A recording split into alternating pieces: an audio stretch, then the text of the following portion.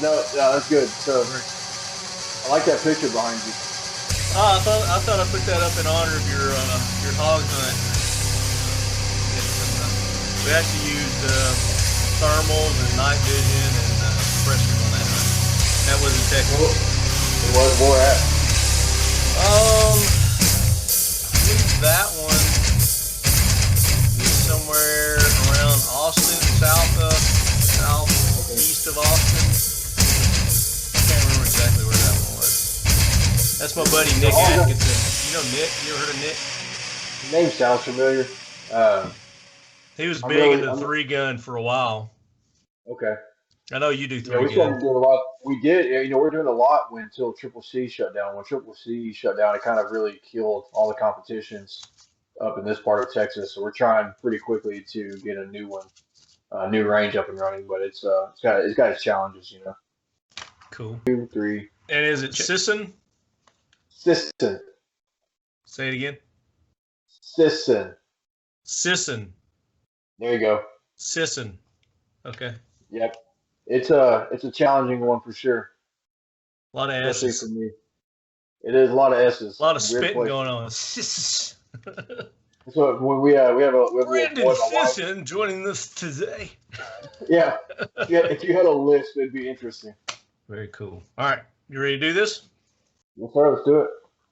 All right, lead heads. We are back with another episode of the Talking Lead podcast. I'm your host, Lefty, bringing you all the great gun gear and other stuff that you want to know about. Maybe music, maybe movies, maybe it's just a picture of a rabbit. Who knows? I'll bring it to you. I was looking at a rabbit. That's what took me a minute to get back to the camera. When you joined, I was looking at my back door and there was a rabbit, and he's by the pool. And I'm constantly having to fish rabbits out of the pool because they get chased in there by the critters that are out there. If it's a snake or it's a cat or a fox or something in our backyard.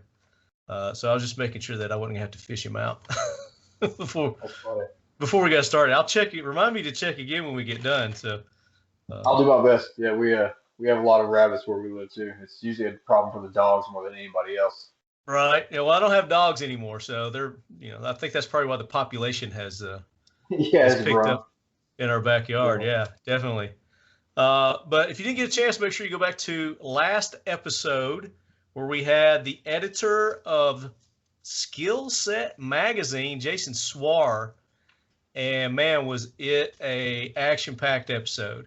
Jason was nonstop full of stories about everything. It was awesome. We talked about his time in service. He was a Marine for over 20 years. We talked about some of the more high-profile guests that they've had on the cover of Skill Set, like Michael Rooker, Ryan Philippe. I don't remember. There were so many. It's hard to keep up with. But we also talked about his passion for horror films. So make sure you go back to that episode. It was over 3 hours long. Grab you a nice cold drink, sit back, relax, enjoy it. I thought it would be the perfect Memorial Day weekend episode. So hope you leadheads had an opportunity to listen to that. Do you know Jason? I don't. I haven't had the chance to meet him yet, but I did start listening to it a little bit this morning, and then got distracted with work. But yeah, he seems like a really interesting guy.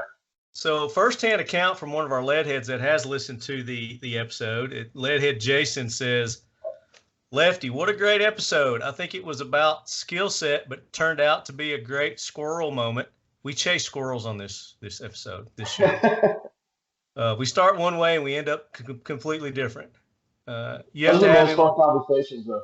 That's right. You have to have him on more, which we are planning to.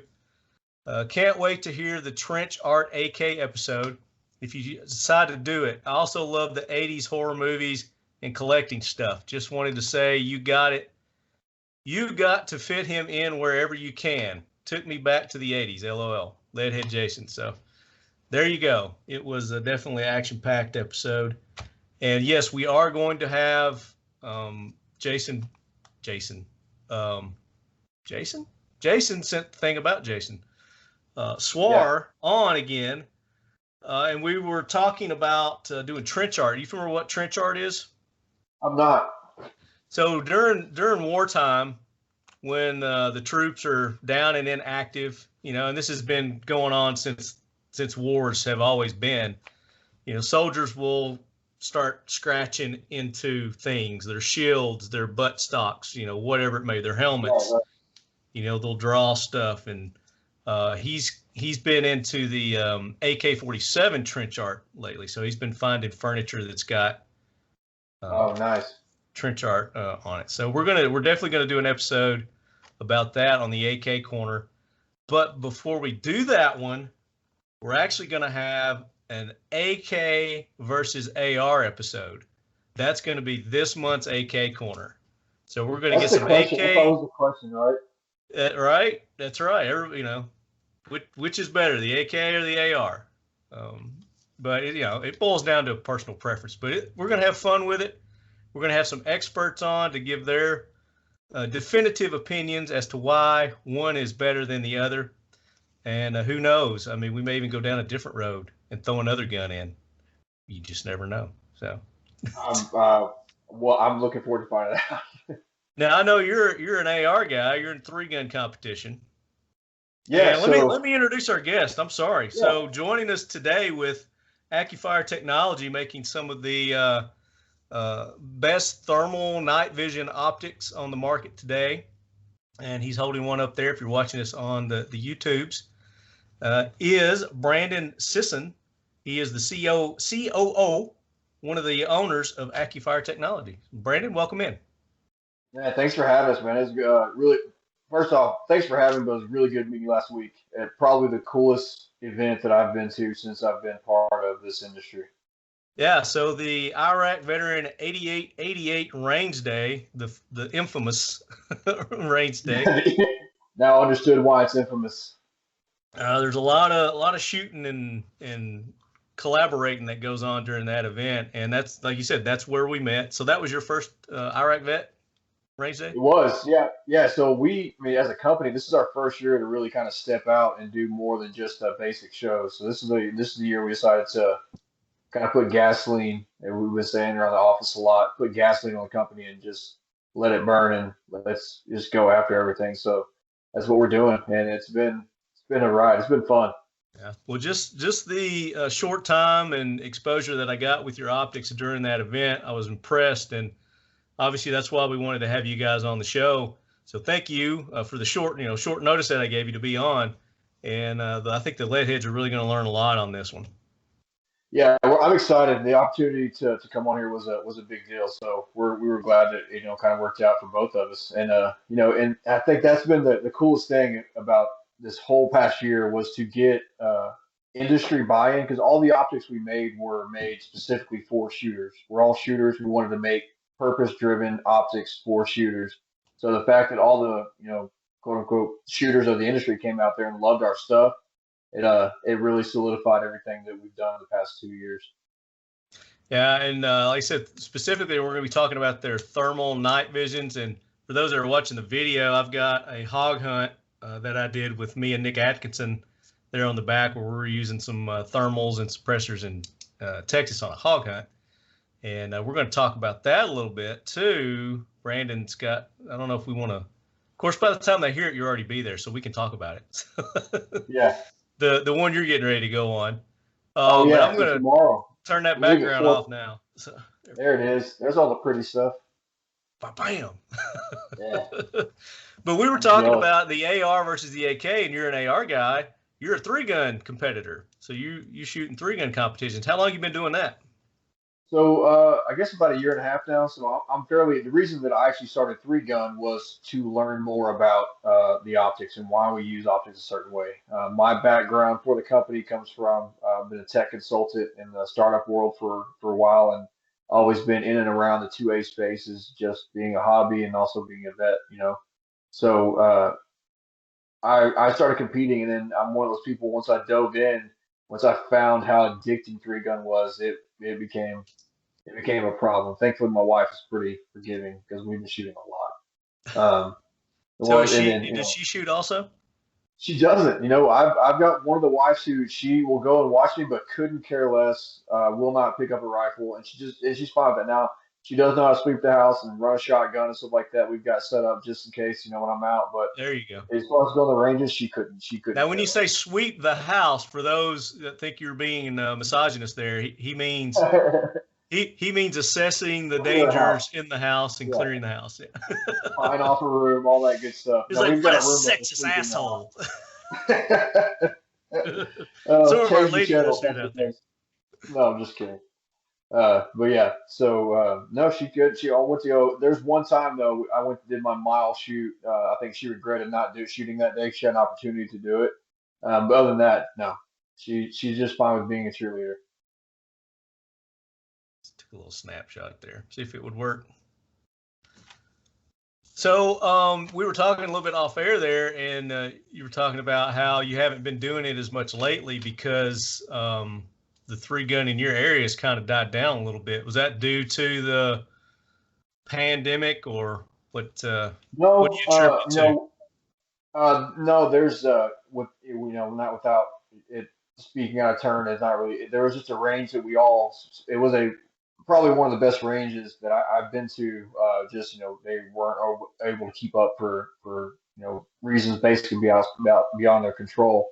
So when that shut down, that was a place we competed every weekend. So when that was gone, it just kind of there's a vacuum now. There's still some, but we're kind of scrambling now as a community to build a new gun range up here that's going to be okay. So you're just talking like locally there. You guys had a place and you would do it. Quite okay, I got you. Yeah. So are you planning on traveling around to some of these bigger events and 3-gun? Yeah, so we've got a team. We've got Adam Popwell and Ting's son, who are both, I don't know if you know the names. They're both heavy. They both shoot from Magpul. They're 3-gun heavy champions. So they're both shooting for us currently. I try to compete with them, and I made our company look bad, so they told me to stop. So. But that's how you get better, man, is competing with the best. And I kind of agree with them. They're like, you just compete, but don't wear any of our logos on your stuff. So, as being the brand guy, they're like, I agree. So, I've got to disagree with that, man, because you've got to show every level of skill sets, with your product on there. Saying, we support the beginning shooter all the way up to the most advanced shooter. So you might want to rethink that one. Well, I think it was more for one of the leaders of the company being such a bad shot was the issue more than. I got you.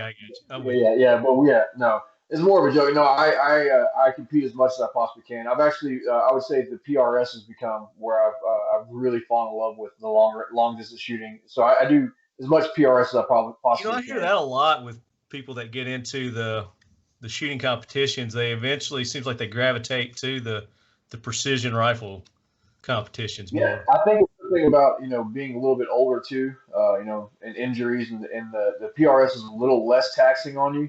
There's something very relaxing about still being under a time crunch, but having to get off precise shots and be able to get your breathing and all that. There's something. I really enjoy it, and it's become a little bit. There's just something rewarding about reaching out, 300 to 800 to 1,200 yards and hitting something. It's just, especially with the 308. Shooting something that big, it's something that big and hitting it. It's pretty cool. So I would say that I've been doing a lot more PRS than anything else, but. As far as that goes, still you're going to run AR in the PRS and the gas gun series. It's still going to be an AR platform setup. So, and I've got the Triarch 17.3 is my. Hold it up, baby. Hold it up. We like gun porn here. We're doing video now, so. Sure. So this is actually my my 3-gun setup. It's also my pig gun. So that's my. I ran out of room there. Got the OSS. Back it up just a little bit. There we go. Just hold it. There you go. That's perfect. Yeah. Well, and see the good thing about this too. This is what I was talking about. With it being my 3-gun, also being my night gun, is I can go to a 3-gun competition, and then at night I just put that on there, and my thermal's ready to go. So what he within did, for those that 2 are listening, he's holding up his 3-gun. He's got, looks like a 1-to-8 or 1-to-6 scope 1 on to 8. there. Okay. Yeah. And that's one of the Accufires, 1-to-8. First focal plane, second focal plane? This was our first focal plane, our 1 to 8. Our Atro series is our first focal plane, 1 to 8. And then he took their thermal and he plopped it in front of it on the rail. It's got a dual cantilever mount, which kind of helps that really hold that zero, not move around on the rail. So we tried it originally with one lever, but didn't really hold as well. With two, it just really locks it in on both sides, so you hold zero really well. Yeah, very cool. And we're going to talk more about Accufire, their optics, and what all they got going on. But first, we got to thank the sponsors of the Talking Lead podcast. So make sure you go show all our sponsors some love by going and buying their products. Is one, the best thing that you can do. And two is use those discount codes that we give you or those affiliate links that we hook you up with. Mission First Tactical. You go to missionfirsttactical.com. I just recently built a 7.62 by 3.9 AR, and I put this buttstock on it. It's the Mission First Tactical Aluminum Minimalist, and this is just like their the polymer one that they make, but it's aluminum, and it's just as light, if not lighter. And obviously, you get the benefit of the aluminum and the strength in that buttstock. And then, of course, they make holsters there. They make our dump trays that we do here at Talking Lead. We've got the AK Corner with our AK Corner logos on there. You can go to Mission First Tactical and get those. We actually use these for our smithing trays. So when we're gunsmithing and throwing our parts and our dirty things on there, these things hold up really well. This is ink injected, so that's not going to scratch off. It's actually in the material, the Kydex there. And they can do your own logos. You can go and get our Talking Lead logos. Mission First Tactical. They even do CS spray there. So we've got some of that right here too we're showing you. Mission First Tactical, great furniture with their hand guards, their grips. We were talking about grips earlier. If you haven't tried out Mission First grips, you need to try out their grips. And their 30-round magazines. They can even do the same thing. You can put your logo on your magazines. It's on both sides. You can't see it. It's in the bag right here. I got one laying around loose somewhere. But Mission First Tactical, they got AR-10 magazines, AR-15 magazines, in addition to all that other stuff. Check them out. Use the code LEADHEAD, and you're going to get 20% off. But if you're listening to this right now, their website is going through an upgrade or something, and that code's not working. So shoot me an email, talkinglead@gmail.com, if you're having issues with the code, and I will put you directly in touch with their guy there at Mission First, and he'll make sure that you get the discount code. But hopefully by the time you're hearing this, they've got it resolved and it's working. But thank you to you lead heads. I can't remember who sent me the email saying the code wasn't working, but we did bring that to their attention, and it should be fixed any day now. Mission First Tactical, check them out. And of course, Seal One for your clean, lube, protecting needs, seal1.net. They've got the CLP that comes in different delivery systems. So they've got like a paste right here that you can use.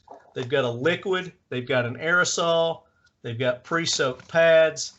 And then you can buy this cool kit that I was holding up that's got the paste, the liquid, it's got a brush, it's got the pre-soaked wipes, it's got a towel in there.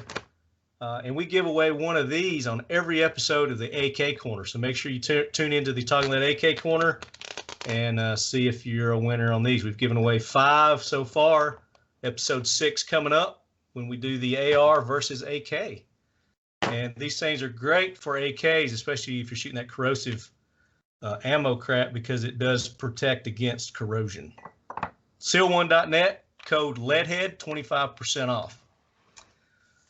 So there you go. More sponsors and stuff. And as you watch the video, I'll have scrolling messages up for some of our other sponsors. Go to the links.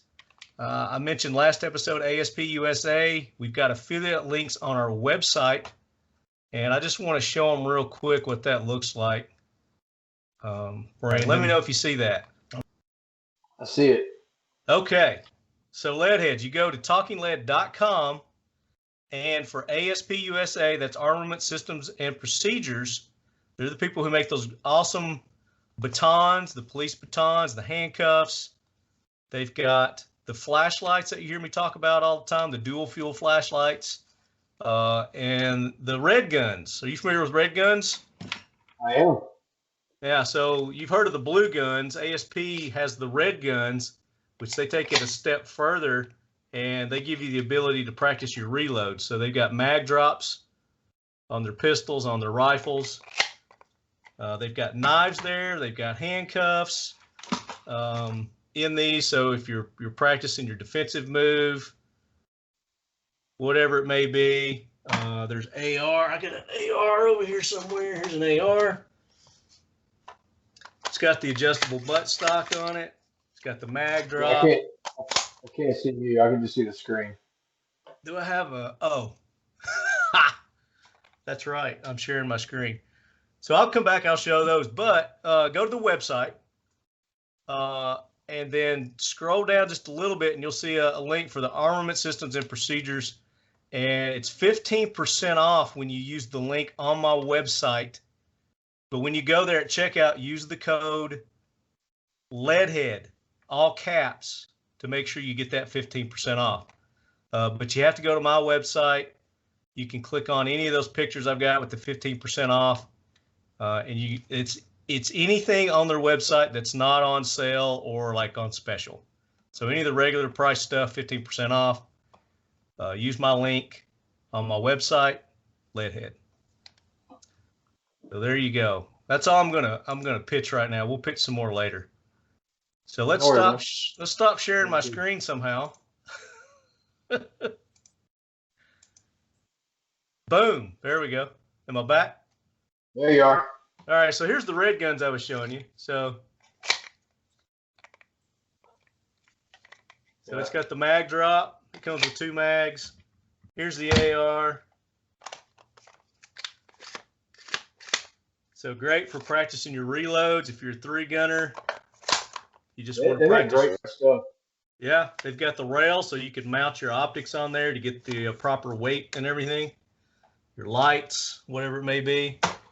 Like I said, they've got handcuffs. They've got red flashlights, practice flashlights, and everything. So check them out. I actually have ASP handcuffs and baton on my security belt right now. Oh, nice. Very good. Yeah, I've got one of their new, it's like a minimalist baton, the smaller ones. That's what I have. It's because I do some PPO work and I carry it with me. Yeah, it's great for an EDC bag too. Yeah, definitely. It is. Yep. So there you go, Leadheads. Go and support those that make this show possible. And then also Keltec Weapons, 30 years of innovating in the firearms industry. They are going to be the host for Talking Lead in the Lead Quarters at the 2021 NRA in Houston. So if you guys are going to be there, make sure you come by the Keltec booth, and we'll have the studio set up there, Brandon. We've sent our booth application in, so hopefully we will be there.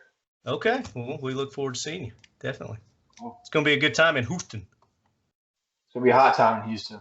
Now you're based out of Texas, right?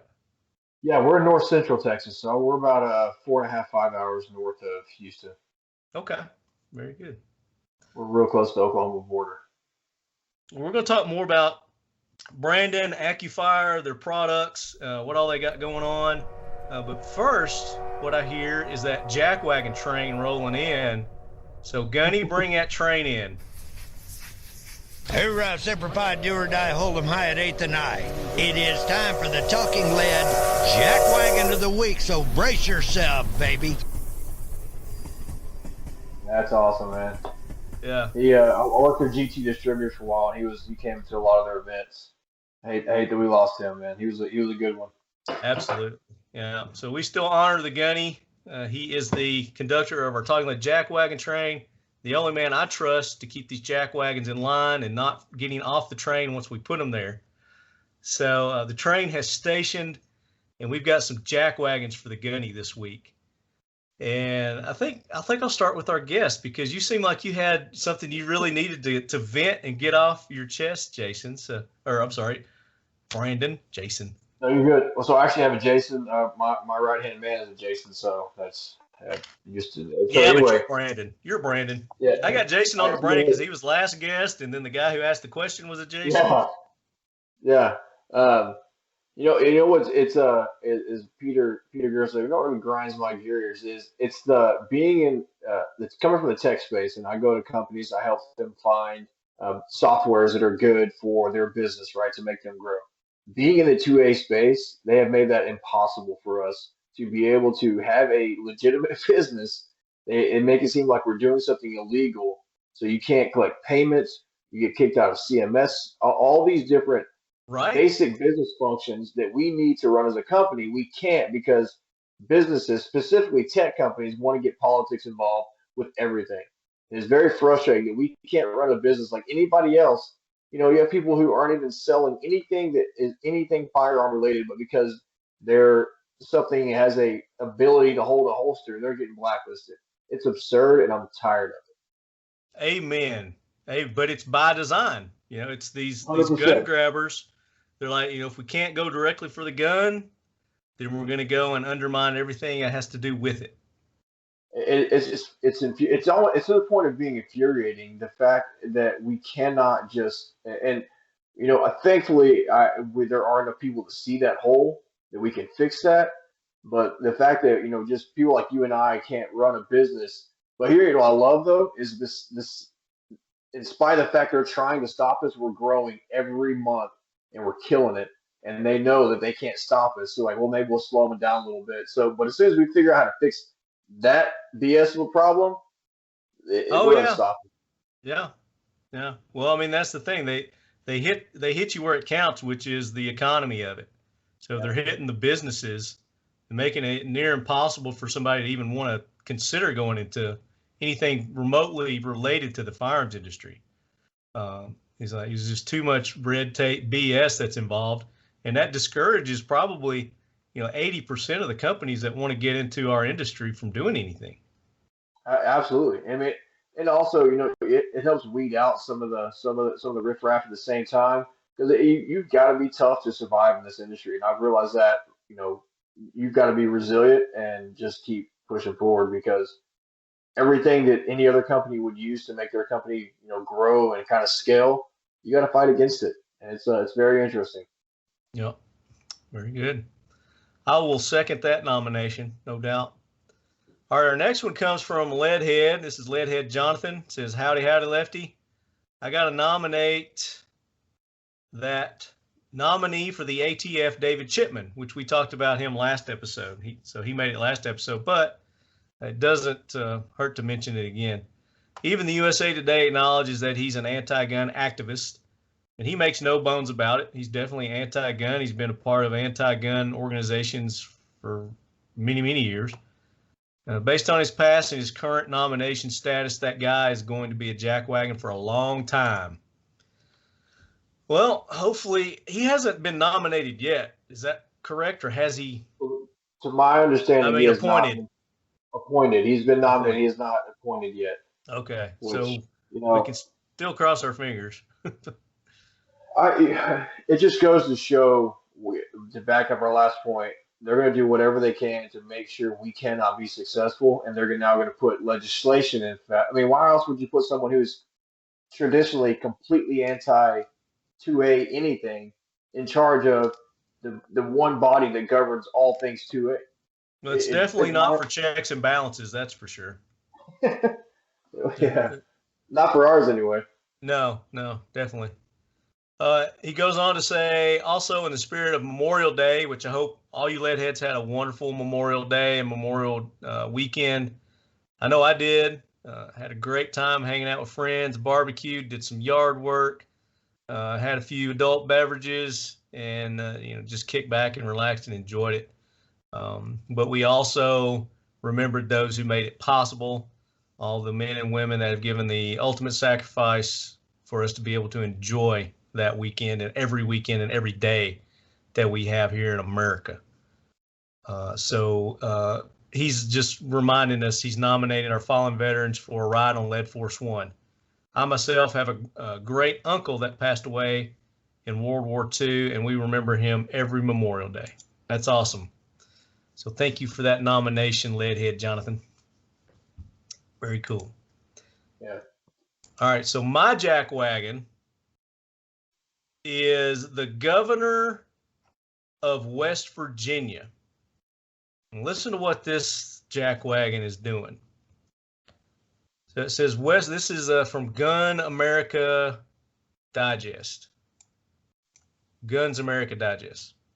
S.H. Blanelberry, I guess, is the author. That's a hell of a name.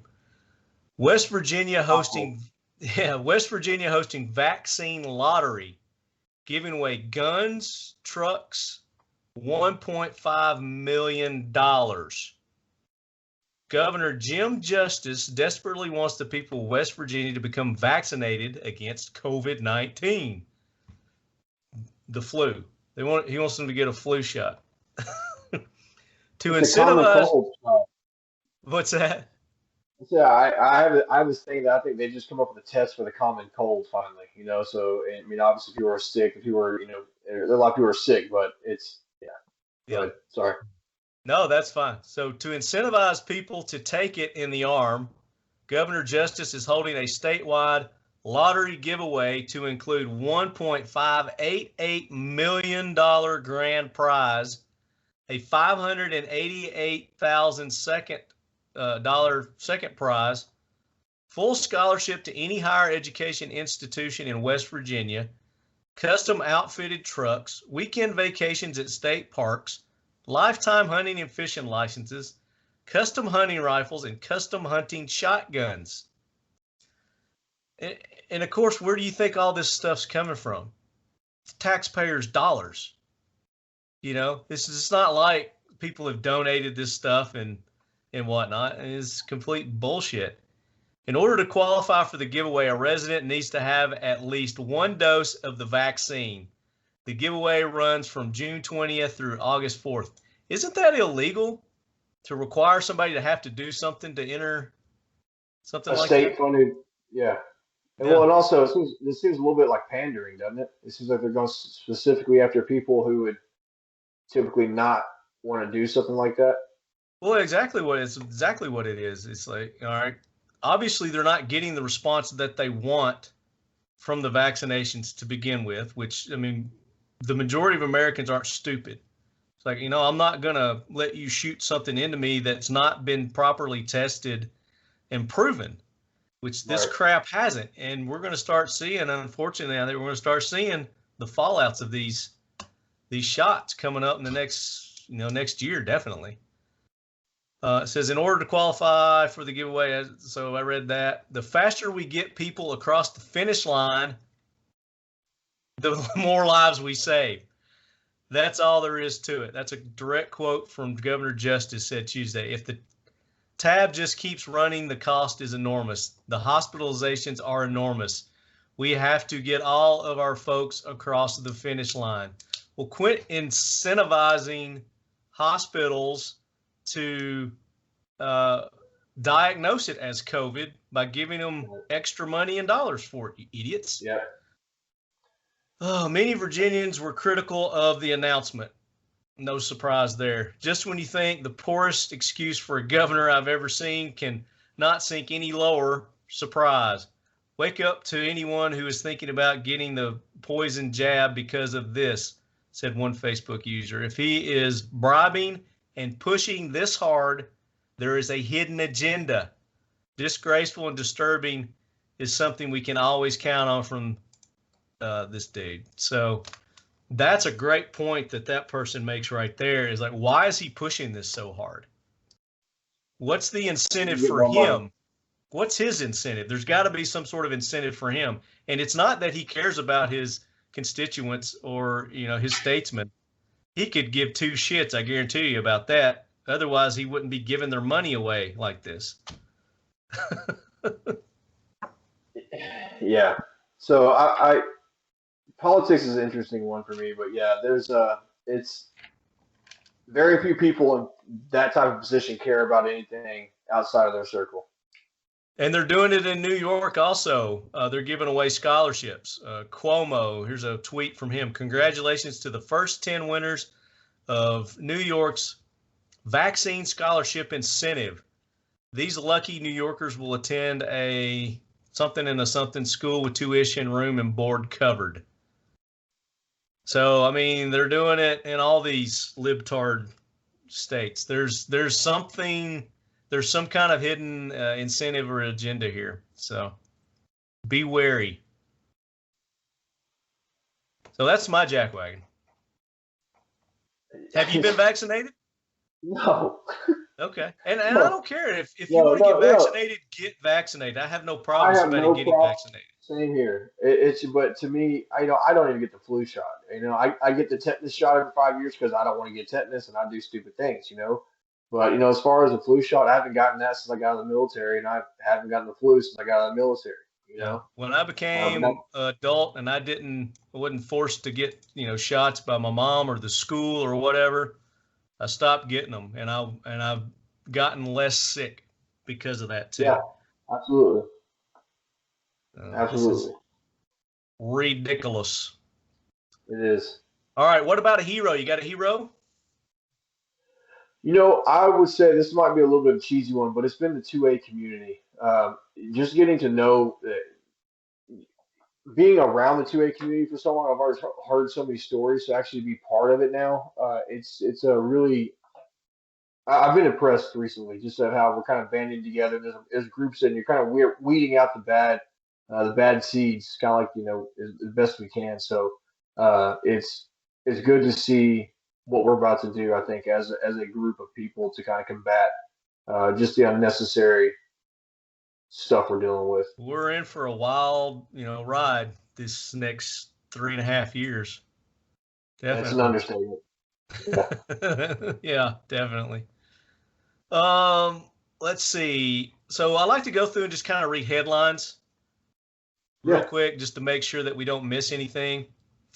And I did like gun news on this search. And this is from firearmsnews.com. It says latest articles right here. Disarmed at SHOT Show ? Nevada moves to ban CCW in Las Vegas. So that's where they have SHOT Show, obviously. Right. They didn't have it this year. And I mean, it remains whether they're going to have it next year either, and what the NSSF decides that they want to do with that. NRA, oh, sorry about that. That's Nevada calling me right now.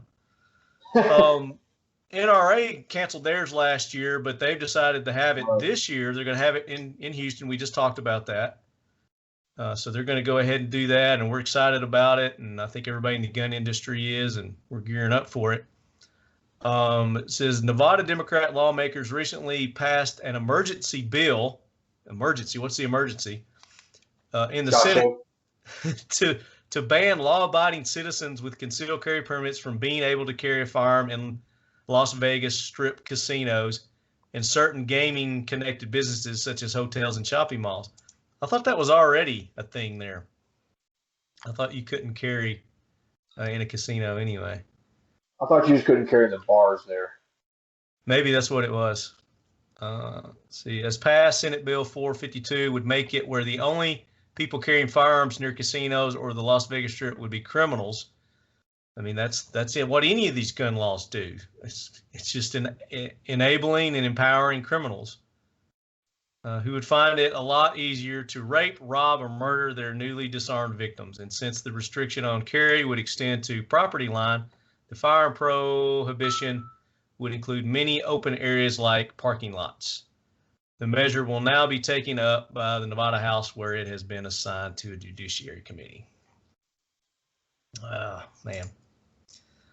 I was hoping we'd find some heroes. Smith & Wesson launches Gun Smarts Series 2. Well, this sounds like good stuff here. Smith & Wesson expands on its successful Gun Smarts video series with fresh new content for summer 2021. Have you heard of these? I haven't heard of these. I have not. Smith & Wesson announced that it has expanded its GunSmarts video series with over 30 new educational videos for both new and experienced firearms owners, hosted by industry experts Ken Scott, Julie Golub, Jerry Mikulik. Smith & Wesson's GunSmart Series 2 covers a comprehensive set of topics that include firearms education, shooting tips, gear recommendations, and more. Well, that's good. So kudos for them. They're going to make my Lead Force 1 then. Anything we can do to educate in our industry. Right. Absolutely. Which is, that's kind of our theme here, Jonathan, is we educate the uneducated. so just like Smith & Wesson is jumping on board with that. So very good. I did like the headline thing last episode. I'm not going to do it again this episode, so we'll skip that one. So now I want to talk about Accufire, all the cool things that they've got going on. Brandon, he is here to tell us how they got started and all the cool products that they've got available. And it's not Jonathan, it's Brandon. No, I mean, it might change tomorrow. You never know. It could. I mean, maybe that's your nickname now, Jonathan. It is now. Accufire's got a kind of a cool story. It started 2017, roughly. We came to market with one scope. It was a Noctis V1. It was a digital day and night scope it was a screen you looked at. It was a 4-inch screen.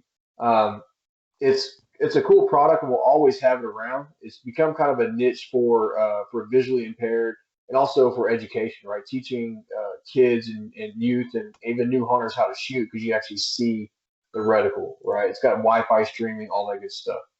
Everything you'd want in a night vision scope. But it was a one product company, and we really weren't doing as much as we knew we could.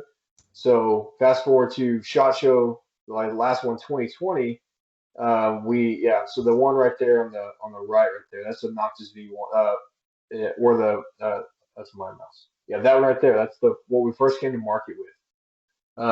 It's a great scope, and it's actually, we've had a lot of fun with it. I killed actually, I think if you click on that, it might be a picture at top of. I have that on the 4570 lever action. Oh no, it is not. That's the one with our buddy Larry. But yeah, so it's a fun scope, and you can move it around to basically crossbows, all kinds of stuff. So it really opens the doors for a lot of people that haven't got a chance to use night vision, right? And it's $6.99. It's a good product too. We've killed, I can't tell you how many pigs and coyotes have been killed with that particular scope right there. Well, what year did you guys enter the market? 2017 is when this came out. Okay, so you guys are fresh. You're new to yes, the industry, relatively speaking. Yep. So then we go SHOT Show 2020. The last real SHOT Show we had, we came out with prototypes for probably, I think there were 13 traditional optics and a thermal and a traditional body night vision. So this technology, the Noctis V1 and the traditional body. So we came out with all those at SHOT Show 2020, and then COVID happened, everything shut down, and we kind of took it as an opportunity to rebuild the company. So what we did was we shut down, rebranded, and came out with 6 badass new products. Every one of these is purpose built for something. Our traditional scopes are all purpose built for specific tasks. Our thermal is built for shooters, right? Is to throw on the front of any traditional optic and be able to turn your AR or your AK, if you've got a full rail, into a night capable, thermal capable optic. And so that's kind of what led us to here. But if the one in the middle there, so that's the TR1. That's our new digital night vision. So this one was kind of my baby. This is something that was the first product we started working on as far as our next product line. Mm-hmm. And this turned out leaps and bounds better than we hoped it would. We went through, I can't tell you how many different versions and tests on software, but there's a lot of really cool features about this. One of it is the internal battery. So you actually have a 10-hour internal lithium battery. So where the tubes are, the 30 mil tubes, basically, so any 30 mil rings will work on this. You've got 2 batteries in there, so actually you have two 10-hour internal battery life. You got one on each side of correct. Of the pumpkin. Yep. It's a 1-button control system. Well, technically 2. The power button turns on and off, obviously, and that's also how you start and stop video while you're hunting. So you double tap that and it starts recording. But everything else is run off that. So this has a built-in recorder on it. It does. So it also we have our own app. So the V1 and the TR1, both of our night vision, the Noctis series, both actually stream to your smartphone. So we have an Android and Apple iOS app. So you actually stream and watch everything, record everything from your phone, and then obviously download it, share it, and everything's right there. Does it have a memory card, or something like that you put in? This one does not. So this one actually everything is housed internally. There's a few reasons for that. 1, we get to save space in the pumpkin without having slot readers, and 2, you actually get to increase your weather rating, right? Because you have less open ports. So it is a direct increases on Wi-Fi port. We are working on a firmware update where you can plug it into your computer and pull the pictures off that way. That I think that'll just take a few tries. We're currently working on how to do that right now. We've only done 1 firmware update in the history of the company with the Noctis. So we're not too big on doing constant firmware updates. And what does Noctis mean? Night. It's night in Greek, I believe. So that's kind of what so Noctis was what we and Lee and I, who are my business partner, him and I came in almost 2 years ago, and that's kind of when we decided to do what we've done with the company. That's a name we inherited, so we just kind of built off of that, so we kind of stuck with the Incendis, which means fire for the thermal, right, and the Prospectis meaning sight for the traditional sight, the traditional scopes. We try to keep them, you don't realize how much goes into a naming convention, so you have to sit back. No, I do, absolutely. Yeah. Man, it was a lot. It's all in a name, Definitely, all in a name. Absolutely. And I even like your logo because it's very reminiscent of Harley Davidson. Was that by design? No, it wasn't actually. It was. So from my understanding, once again, we inherited a lot of this. So the original logo actually was meant to look like a police shield, and then the Accufire had a bullet going through it. So he actually had a bullet flying through it. So it was meant to look like that. So it is kind of give you that bold look. Sure. But yeah, we're working on currently kind of more of an icon, something to really. I can see on my shirt we've got something we're working on too on that too. But yeah, let me do the shares. Hold on. There. You can see that right there. Yeah, that's kind of like Captain America. Yeah, it is reminiscent of Captain America. This is actually a shirt. This is our shirt we're releasing with Victos. We just did they designed a shirt for us, and we're releasing it with the Victos flag, and that's our thermal on there. So I'm pretty excited about that too. So let's rewind a little bit. You just like 2017, we came out when we did this. How did you decide that you wanted to get into the optics industry, and specifically in thermal, because your first release was a thermal optic? Well, our first release was actually infrared, right? So our first thermal is this one. Yeah. So this is our first thermal release. Those were the other 2 were digital infrared, right? So you have to have external IR light to see at night.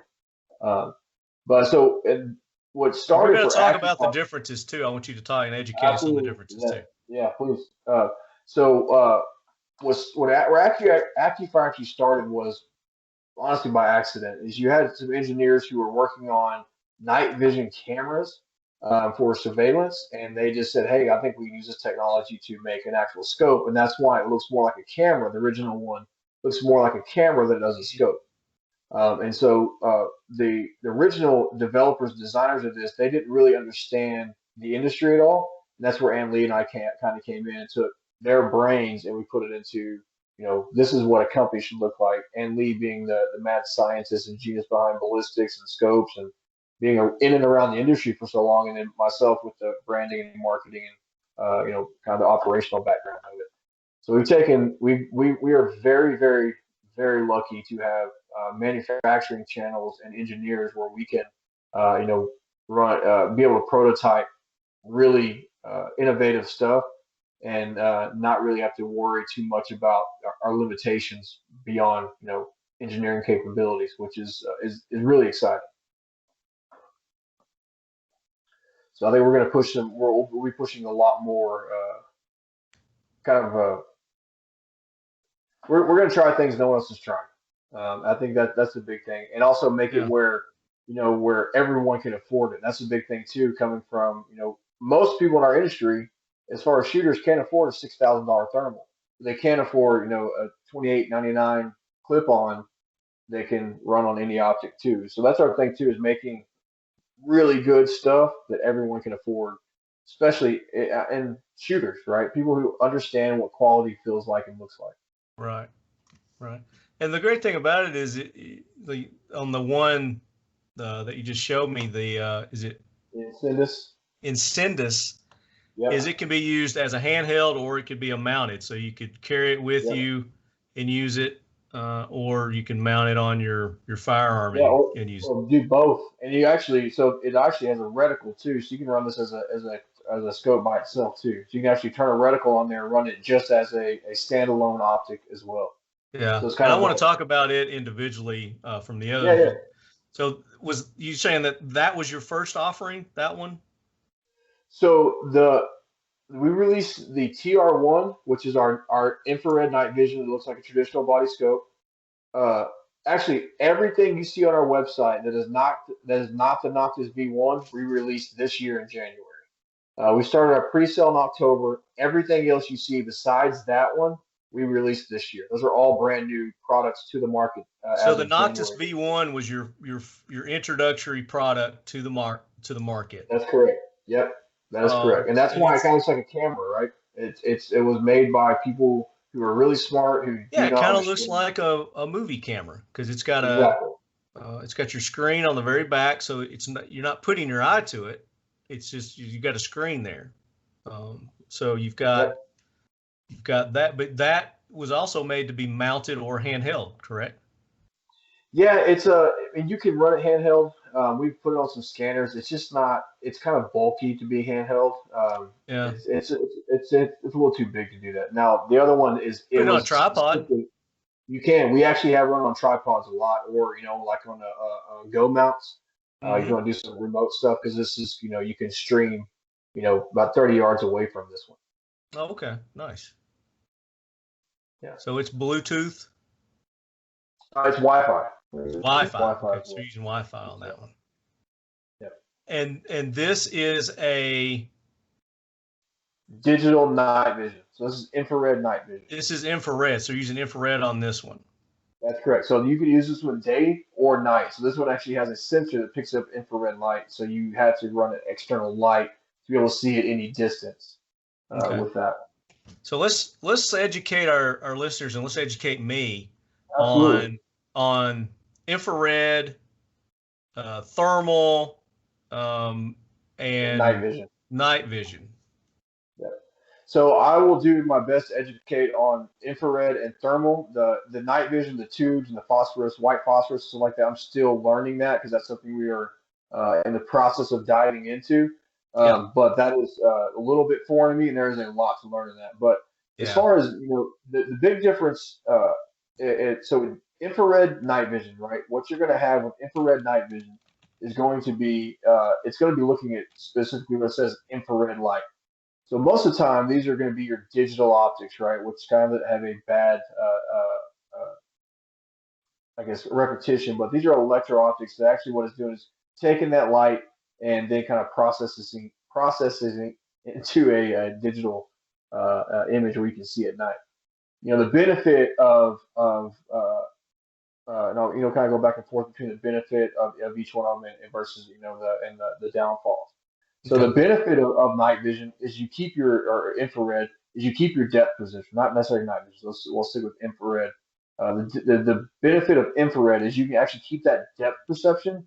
And with a good light, we use, there's a Sniper Hog Lights makes one called the Coyote Cannon.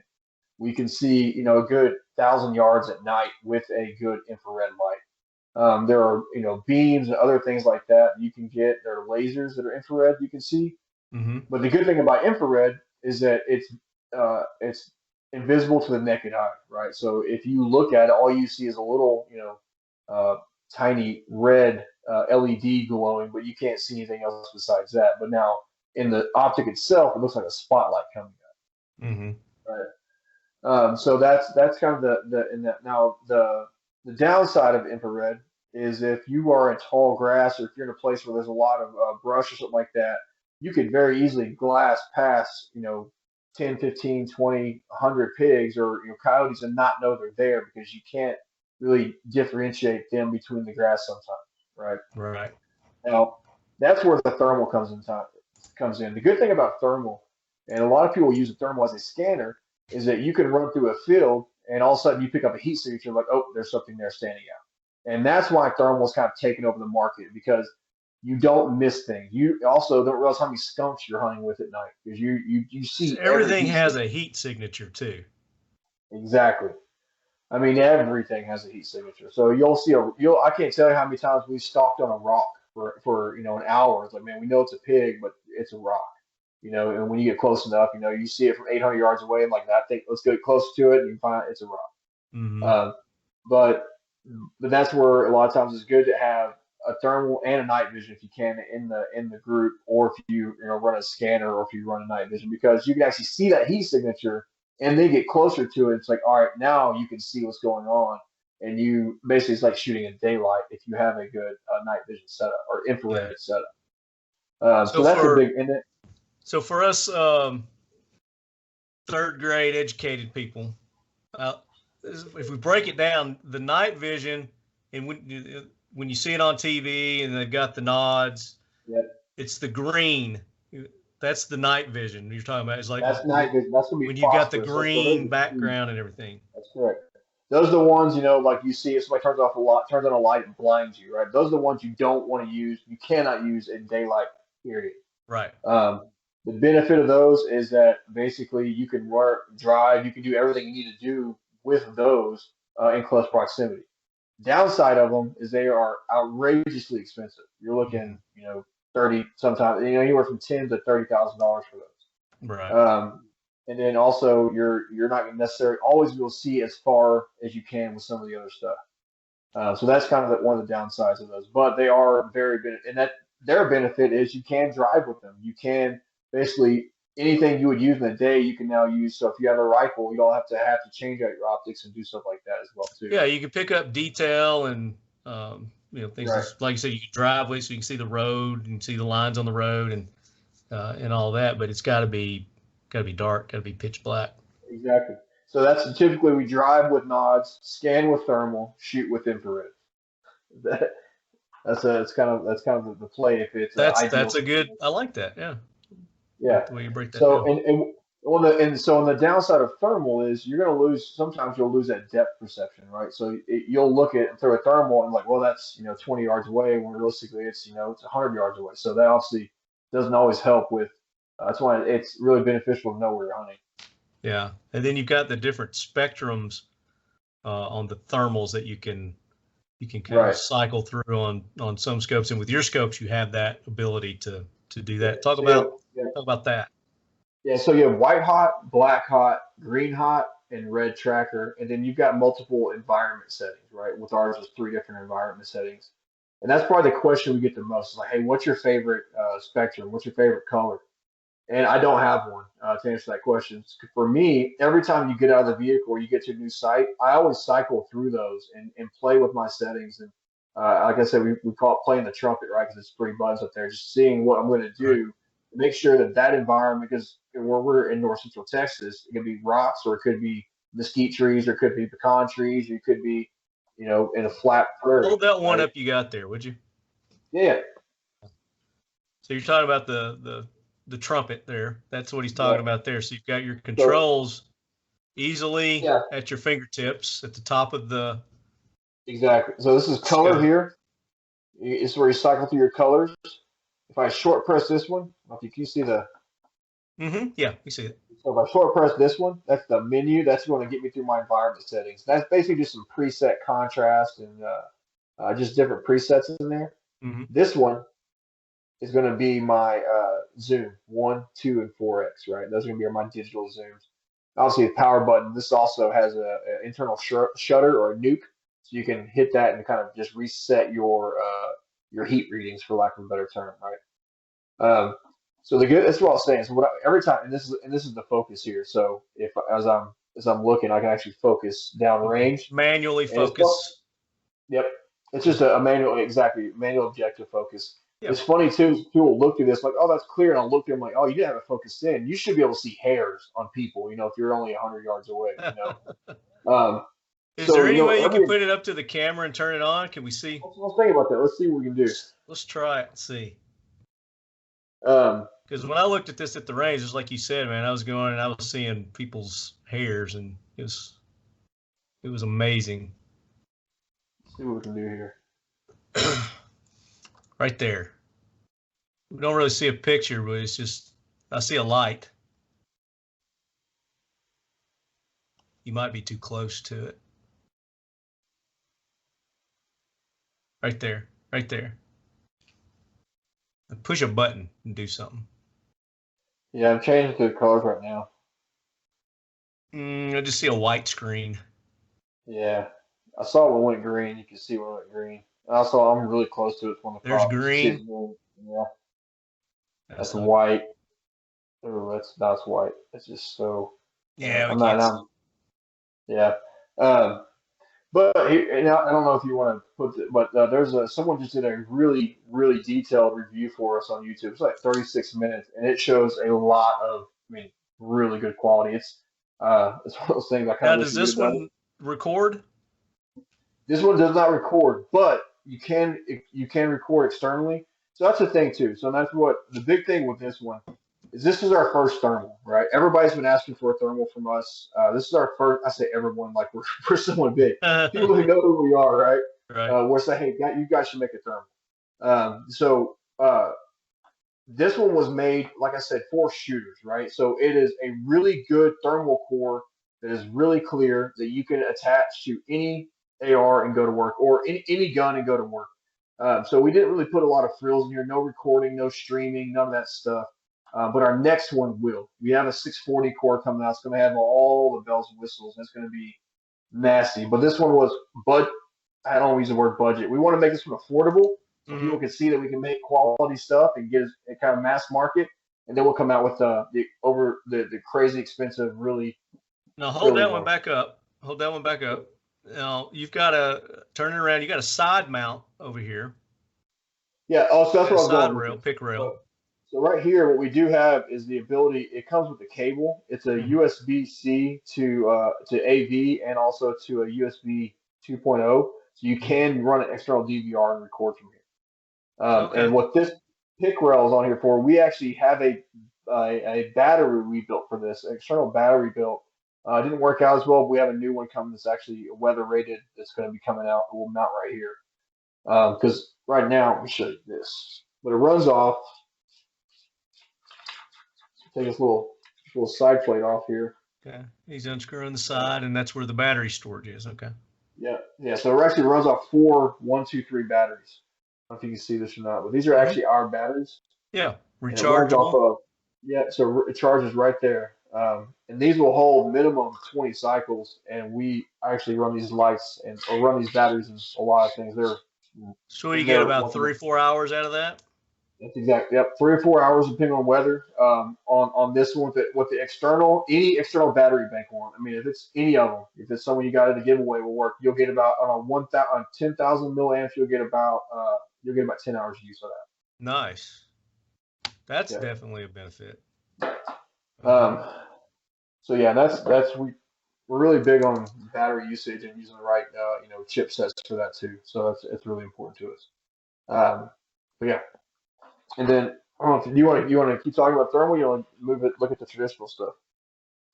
Let's move to your traditional. We'll come back to thermal and the night vision stuff. But yeah, so you do offer traditional. You just started offering some traditional stuff. I saw your 1 to 8. I don't think I saw the other ones. So let's talk about those offerings that you have. Yeah. So we have 2 different lines. That's our 2 different lines within our Prospectis line, right? So our traditional line is our Prospectis line. We have the Evro series, which is our essential variable rifle optic. which that's our 1-6, which is our only second focal plane is our 1-6 fully illuminated reticle.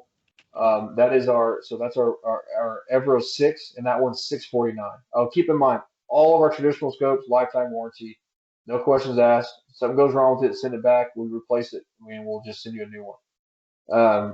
And then we have in that line, so that's our kind of, like I said, our entry level LPVO. And then we have the Evro 12, which I believe it's our 4 to 12.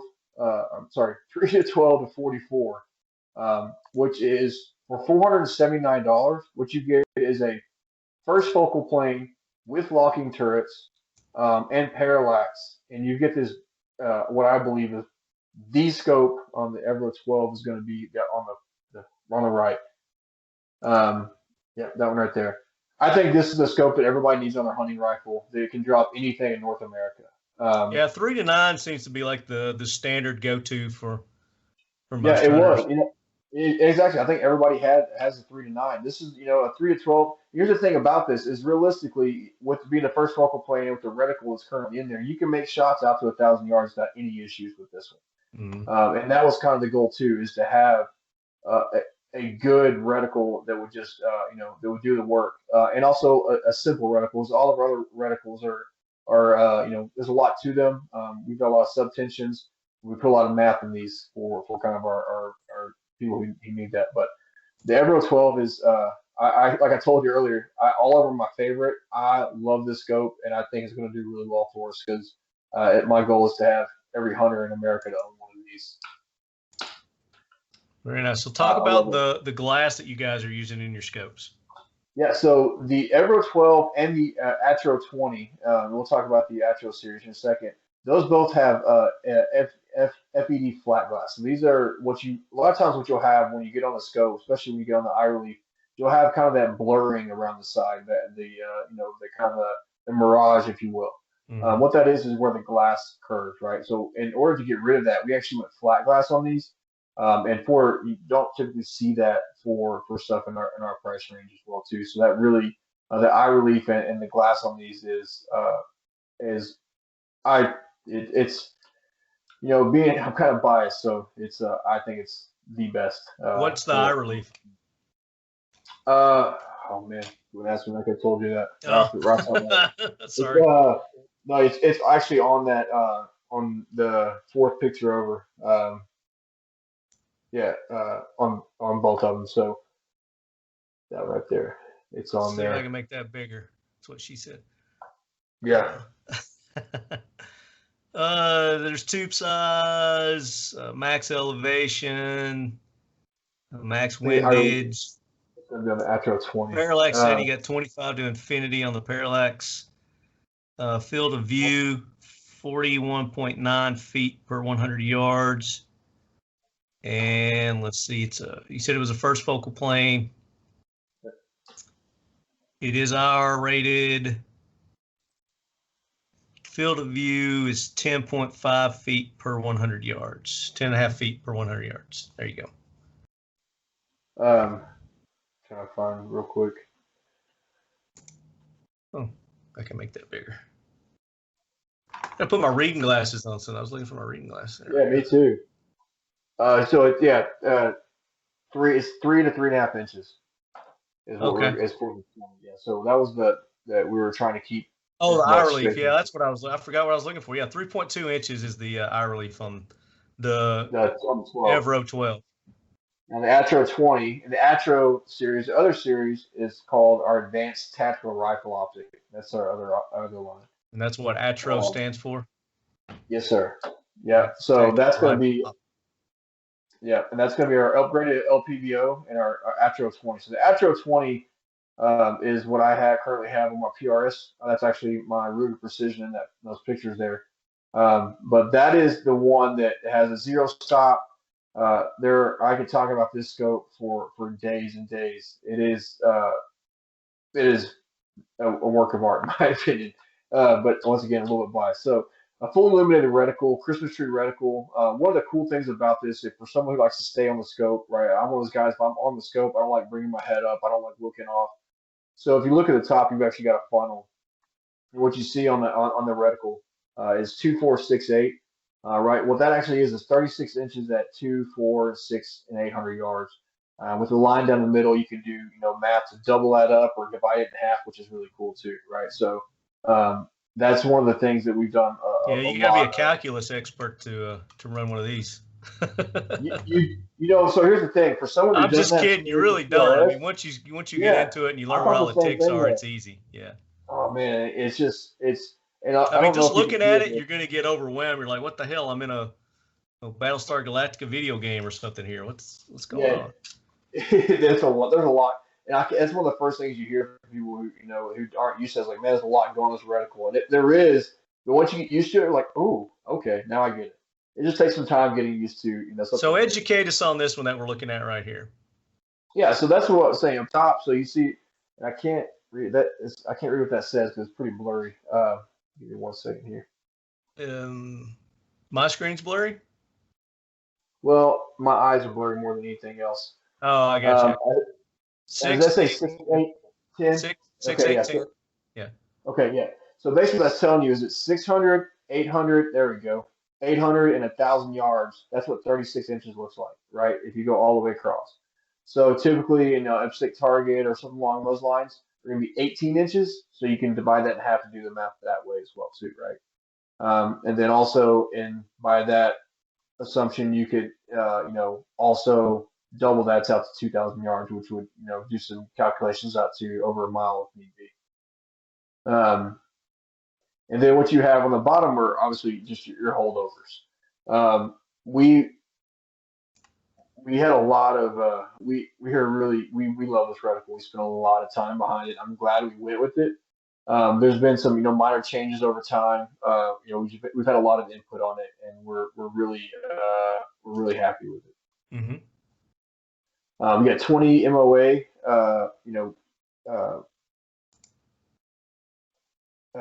Hold over at any point. Yeah. Get out of there. Boom. All right. So yeah, you got 20. So you got 20 mils, right? Or I said 20 MOA, but 20 MRAD, 20 mils of holdover any way. With the reticle, which gives you can shoot real far without any issues here. It's one of the questions like, can you shoot this distance? Like if your gun can do it, you can shoot to that distance with this. I mean, obviously, it's it's 2.5 to 20 by 50. So as far as you want to take it, you can take it. I've shot 308 up to 1400 with this pretty consistently, considering it's a 308. But it's a fun optic to shoot. Is this a first or second focal plane? This is first focal plane as well. First focal plane, okay. Yes, sir. And just a reminder, first versus second. Tell us again what that is. First focal plane basically means when you zoom in and zoom out, your reticle is going to get bigger with your zoom, right? So what that is actually doing is giving you more accurate shots at any zoom. Your second focal plane, we can get more technical on that, but I don't go too far down. But the second focal plane is basically the reticle stays the same size no matter what your zoom is. Those are still accurate. Your target gets bigger, but your reticle stays the same size. That's correct. Yes, sir. Where the first, your target and your reticle get bigger. That's correct. Yes, sir. Just to put it on my third grade level. No, I had to have I have to have it explained down to me regularly. So I get them confused sometimes. I mean, I've gone over this like 100 times, and I've had all kinds of optical experts on the show, and we talk about it every time, and I always get confused. I like first and say, all right, remind me again. One gets bigger and one doesn't get bigger. It doesn't matter until you need it to matter, right? Exactly. I know some people some people shoot second focal plane, they couldn't care less, then why change it? And it depends on the application you're using your optic for. Absolutely. Also, because the first focal plane could be a hindrance sometimes because that dot will cover up your target. So kind of got to be knowing what you're using it for to decide whether you want first focal plane or second focal plane. And absolutely, especially in the LPVO setup, because the LPVOs, they can be two completely different, options. Which this one is the first focal plane. This one I can shoot really close, 25 yards and in, no problem at all, because there's the halo reticle at 1, or I can shoot up to 1,000 yards when I zoom in, because the reticle gets so big that I actually have all my holdovers and stuff like that too. So that's the 1 to 8, and this is, I love it. And I don't know if you can hear this or not on there, but Oh yeah. we worked really hard on the turrets on these, and I'm not easy on any of my gear. I think that's why I'm one of the testers, because I'm so far to date the only person that's broken a thermal, and I actively tried to. But it still works. There's just something that rattles inside of it, but it still works just fine. So, Would you drop it or something? Bang it up on something? I plead the fifth. Okay, I got you. No, well, let's talk about that then. I mean, that leads into into a good next question as far as your warranty on your optics. What kind of warranty are you guys backing these with? So the digital right now have 3-year warranty. That's just, it's kind of it's industry standard, but until we get more data, to say, because we haven't been around that long, but we're going to go 3 years right now for the digital stuff, for the night vision and thermal. And for the traditional, it's lifetime. No questions asked. Just send it in. We fix it. No problems. Okay. Are you fixing it, or are you just sending a new one? I'm sorry. We send them a new one. Sorry. With the digital, we'll fix it, but more than likely we just send a new one.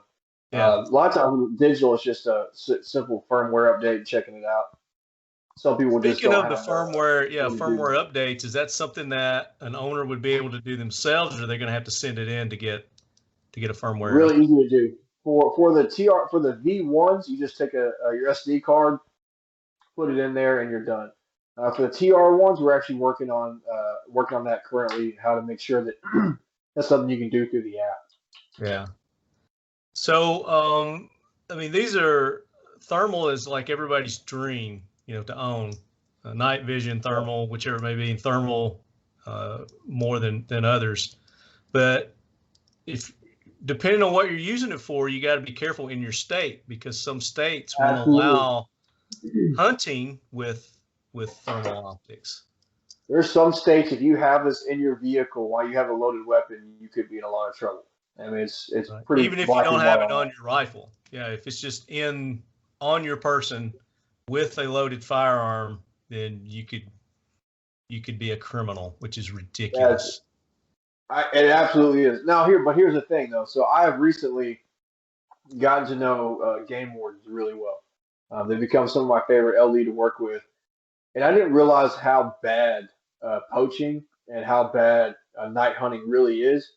So I kind of understand on playing the devil's advocate, but at the same time, just you're not stopping the bad guys. You're stopping the good guys. The bad guys are still going to do it. You're not going to stop them. But yeah, I didn't. It's a pretty bad problem in a lot of states, and it's kind of frustrating. Yeah, I think here in Tennessee, unless it's changed, they don't allow electronic night or optics. You can't use electronic optics. I think you're right. I should know this because we were just there. Because when we were there for the shoot, we actually drove across Tennessee one day to talk to a gun store, and I do believe you are correct. But I have to double check on that.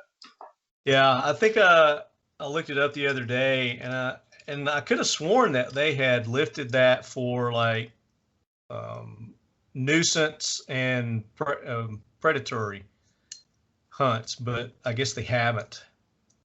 Yeah, I mean, because I looked up on the Tennessee Wildlife Resource website, and it states on there. Let's see if I still got it up on my one of my bars up here. Coyotes. I got coyotes up, which is what I would hunt with it. But in Texas, which is where I've done any of my hunting with thermals or night vision, it's been in Texas, and Texas allows it. Yeah. Oh, Texas. Here's the thing: we have such a horrific hog problem here that Texas is basically saying, "Please do whatever you can to get rid of these things." And it's become that way here in Tennessee also with the hogs, but we got coyotes really bad here too. Really? So here it is. So this is the Tennessee Wildlife Research Agency prohibited acts.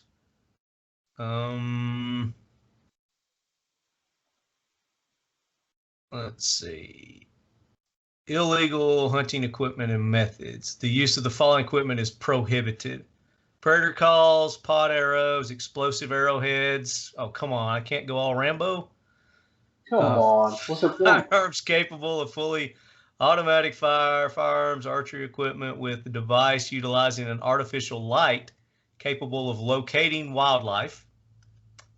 And then any electronic light amplifying night vision scope, thermal imaging device, or similar devices while in possession of a firearm or archery tackle between sunset and sunrise. So there you go.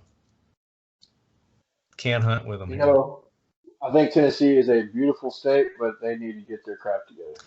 They do, and we are slowly but surely. And there is a proposal for private landowners to be able to use night vision for, predatory and destructive animals. Yeah, I think there. I know there's a lot of states. It's getting approved more and more every. From my understanding, I know that. And we're not saying that these are illegal to own. You can own night vision. You just can't hunt with it. You can't use it to hunt with. So you can go out and, spot the coyotes at night and see where they're going, and then go shoot them during the day, or the hogs. And again, depending on the laws, and if there's a license or if there's a season, right. you gotta take all that into consideration too. Also, the thing in Texas now is that if you were to come to Texas, this, you were just here, you don't even have to have a license to hunt them anymore, right? You can just come here and please help us get rid of them. It was fun, and obviously we've made money off of it, making industry off of it. But at the same time, it's for we have a family property. They're a nuisance. They even pay you to shoot coyote there. You turn in their paws, or at least they did like 3 years ago. I don't know if that's still a fact, but you could turn in the paws and they pay you like $10 a paw or something like that. Yeah, I think there's a certain license you can get to do that. Because our coyote problem is bad too. We're really close to having a mountain lion problem, which I personally do not want to have. Yeah, definitely. And we did do some. We shot some mountain lions too when we were out there. In Texas, really? Oh yeah, that's fun. It was rare. When we were with Nick, and we saw a couple, and he got one. He shot it's like an 800-yard shot. He took one down across a river. That's just a cool story then. Yeah. He's a good shot. I'll have to introduce you to Nick. That'd be great. He's local? Well, I mean, he's in Texas. He's Texas boy. Texas is as big as a lot of countries. That's very true. That's very true. He's local to Texas. Yeah. Well, I guess you got 4 different states within Texas too. So. Yeah, that's true. That is true. Am I back on our screen, or am I still? Yeah, I see. Okay, good deal. So, Accufire, the website is AccufireTech.com. That's correct. And you guys are on Instagram?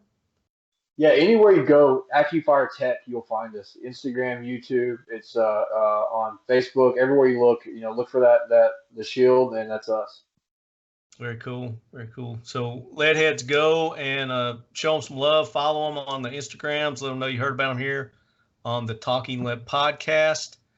And the traditional scopes, I think you guys will like them. Now, I haven't tried them out yet. I mean, just disclaimer here, guys. I've not tried any of these out yet. I am going to get hands-on with with thermal. Thermals. Yep. So I'll have some good data for you guys in the next couple of months here. So I'm looking forward to it. Really looking forward to it, man. Well, and when you get you an LPVO for one of your AKs, trying to figure out which one of your AKs in the background need an LPVO back there. Okay. So talk about that. Talk about the LPV. Is it got a 7.62 but 3.9 BDU? It doesn't have the BDU for 7.6239. They're all based off of right now they're all based off the 77 grain 223, but I'm sure if someone's been doing that for a while, you understand that you can make those adjustments pretty easily, right? So we do have though is all of our scopes are actually rated for 50 cal, so they're all 50 cal rated. So the ability to throw this on anything and really send rounds down range, especially something like what you're holding right there in your hand, something what you're holding right now, you put the 1 to 8 on that, you can send rounds without a problem. I had a 1 to 8 on this during hunting season. So did you? Yeah. Beautiful. So I hunt with this, and I'm holding up for those listening. This is the ODS Aqua Defense Solutions 1775 AK-47. Now I've just got a red dot on it right now. When I'm not hunting season, I just run it with the red dot. But accuracy. You talk about, your AR. You use it for your precision rifle shooting. You could take this and you could use this. It's that accurate. I have to be honest. I've only spent time behind a few AKs, and every time I've shot them, I've loved them. I got to meet. And I feel really bad. I cannot remember his name right now. I think it's Jim Fuller. Jim Fuller. Custom. Yeah, we got to meet him in Arizona, and we got to see his shop. And my God, the stuff that guy makes is works of art. He's the American godfather of the AK-47, baby. Nicest guy I ever met. He was so happy just to show us everything he had, and everything he had was beautiful. So, yeah, great dude. Yeah. He's been on the AK corner a couple of times. I was going to try to get him for this AR versus AK segment, but he's so busy right now. He just started that new company in Arizona. He moved to Arizona and started his deal there. Fuller Phoenix. I have one of his shirts. Fuller Phoenix, Phoenix Fuller, something like that. Yeah. But yeah, we met him and Travis when we went out there to go up to. We just happened to stop by, and he was Travis and Jim walked us around, showed us everything. It was a really cool experience. Yeah, I had both of them on one episode. That was pretty amazing. So, yeah. But that would have been perfect to get him, Travis, and Jim on for the AK. And then are you familiar with Triarch? I've heard of Triarch. Remind me what they do? So they're ARs. That's who they build. This is one of theirs. This is their logo right here. Right here. Okay. Out of Texas, I take it. Yes, sir. Yeah. So their thing is gas tuning. Their gas tuning, their ARs are some of the flattest, fastest things that, they're sewing machines. Everything about them smooth. So it'd be cool to maybe get them, if you could get them and Jim, side by side. It'd be interesting to see what comes out of that. Yeah, definitely. So that's coming up. We're going to do the AR versus the AK. Going to go get the pros and cons of both sides. We're going to get 2 teams. I don't know how many we're going to have on each team yet. Maybe 3 people on each team, maybe 4 people on each team. I'm going to be the moderator. It's going to be a fun show. So that's going to be on this month's AK Corner, Leadheads. Make sure you tune in for that. What about red dots? You guys got any plans to do red dots? We do. So I'll tell you some of the things we have coming out. We do have a red dot. We'll have, so by Christmas this year, we'll either have in production or pre-sale red dot, a 640 core thermal, and then we'll actually have our Prio line, our traditional optics, which are going to be basically our next level, really high-end glass. But we will have a red dot very soon. We actually have a really cool spotting scope. It's a digital spotting scope we'll have out soon too. Oh, cool. Does I don't think we talked about this, but do your digital, your thermals or your night visions, do they do distance? 500 yards. So our night vision, the Noctis series have basically, we didn't talk about this, I guess, but rangefinder on. No, well, there's a range finding bracket in there. So that you put in a white-tailed deer, it knows that the known height of average known height of a white-tailed deer from ground to shoulder is yeah. So X4. So that's in there. But also, so basically, if you look at our Noctis series as a computer, and you go to the range, and you sight in at 50 yards, you change to 100, 200, 300, 400, 500. You can put in general dopes and zeros for those. it will put on an eyeball to 500 yards, whatever distance. You actually dial the distance in the scope. It does all the math for you, and you just hold and shoot. So out to 500 yards, both of those will do the math for you if you take the time to put in the work at the range, right? Nice. Very good. Yeah, I would like to see a rangefinder from you guys. That'd be nice. I think probably next year we'll have a rangefinder. And I'm hoping maybe some. I would like to have some smart binoculars out next year. So that's. I think next year we'll have something. Hopefully, at SHOT Show we'll have something for that. Okay, nice. So that's pretty ambitious. That's just a few months away. Well, hey, if we can release 6 new products from nothing, I'm sure we can do 2 or 3 between now and then. So. We've got a good team, man. We don't sleep very much, and we have a lot of 2 a.m. calls because one of us has an idea. But it's been, man, exciting and the best ride I've been on in my short professional experience. I could not be happy with my team and my company. It's been. So you guys are like 4 years old, somewhere around 4 years old or so. Based Call out of Texas. Yeah, we're based in North Central Texas. We're in Carrollton, Texas, which is basically Dallas. We live all over. A lot of us drive about 80 miles or so to get to the office, but we are based in Dallas, Texas. Nice. So as far as the technology goes, with the thermal, the night vision, what can you talk about that goes into yours? What kind of technology are you using for that? So yeah, that is kind of our secret sauce, right? What I'll tell you. So what we do is, and it's no secret that there are only a few thermal core manufacturers in the world, right? So most of your companies are going to be using the same general cores.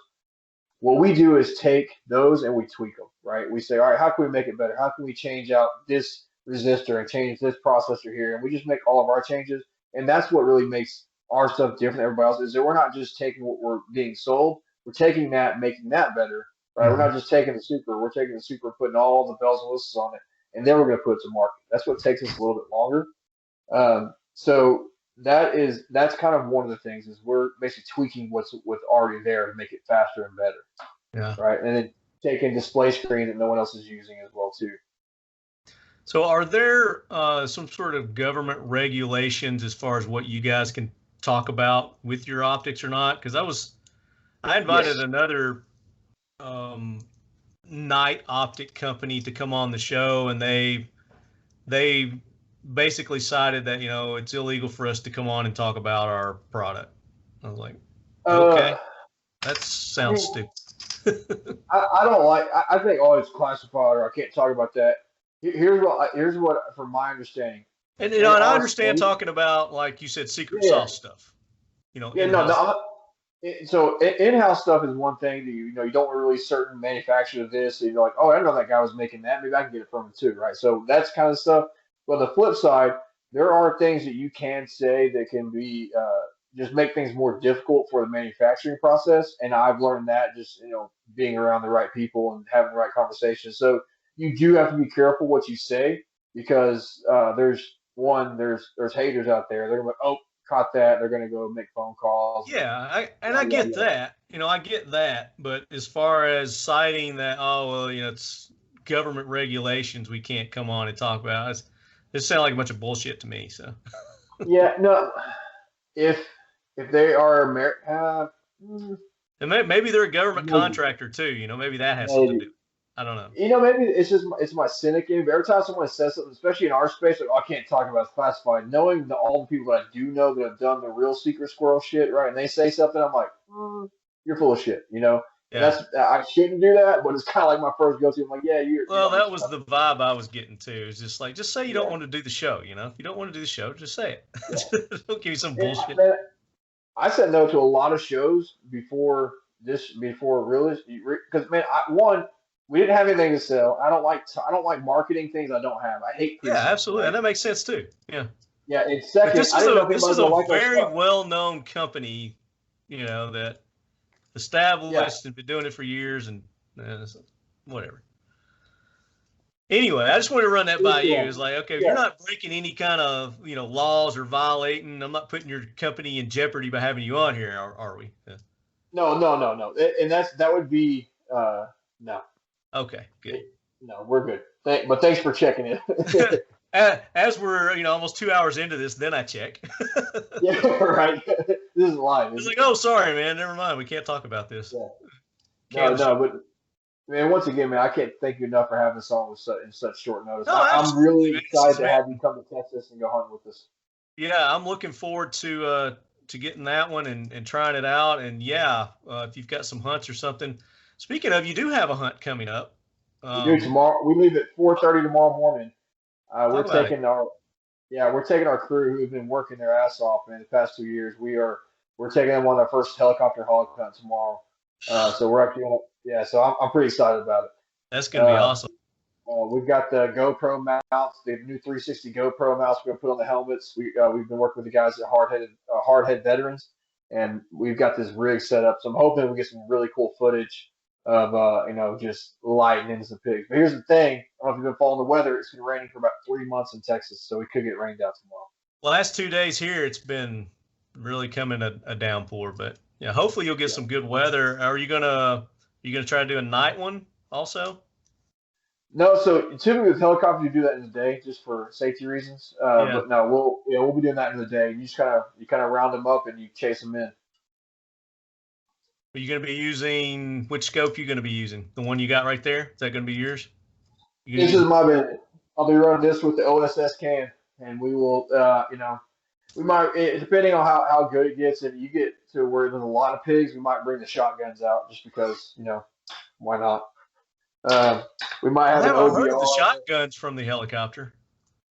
Yeah, if you get close enough, you get a good shotgun, especially a 3-gun setup with some slugs. You're dropping them. You're gonna roll them. So this will be your first one. It is my first one too. Yeah, it's actually everybody except for Ann Lee's first hunt. Sweet, that'll be fun. That'll be fun. Yeah, so I'm excited about it. Definitely let me know how that goes. I'm sure I'll be sending some pictures from the chopper tomorrow.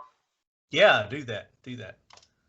All right, so I've got this line of questions that I ask people who's first time on the show. We'll call it the new guy.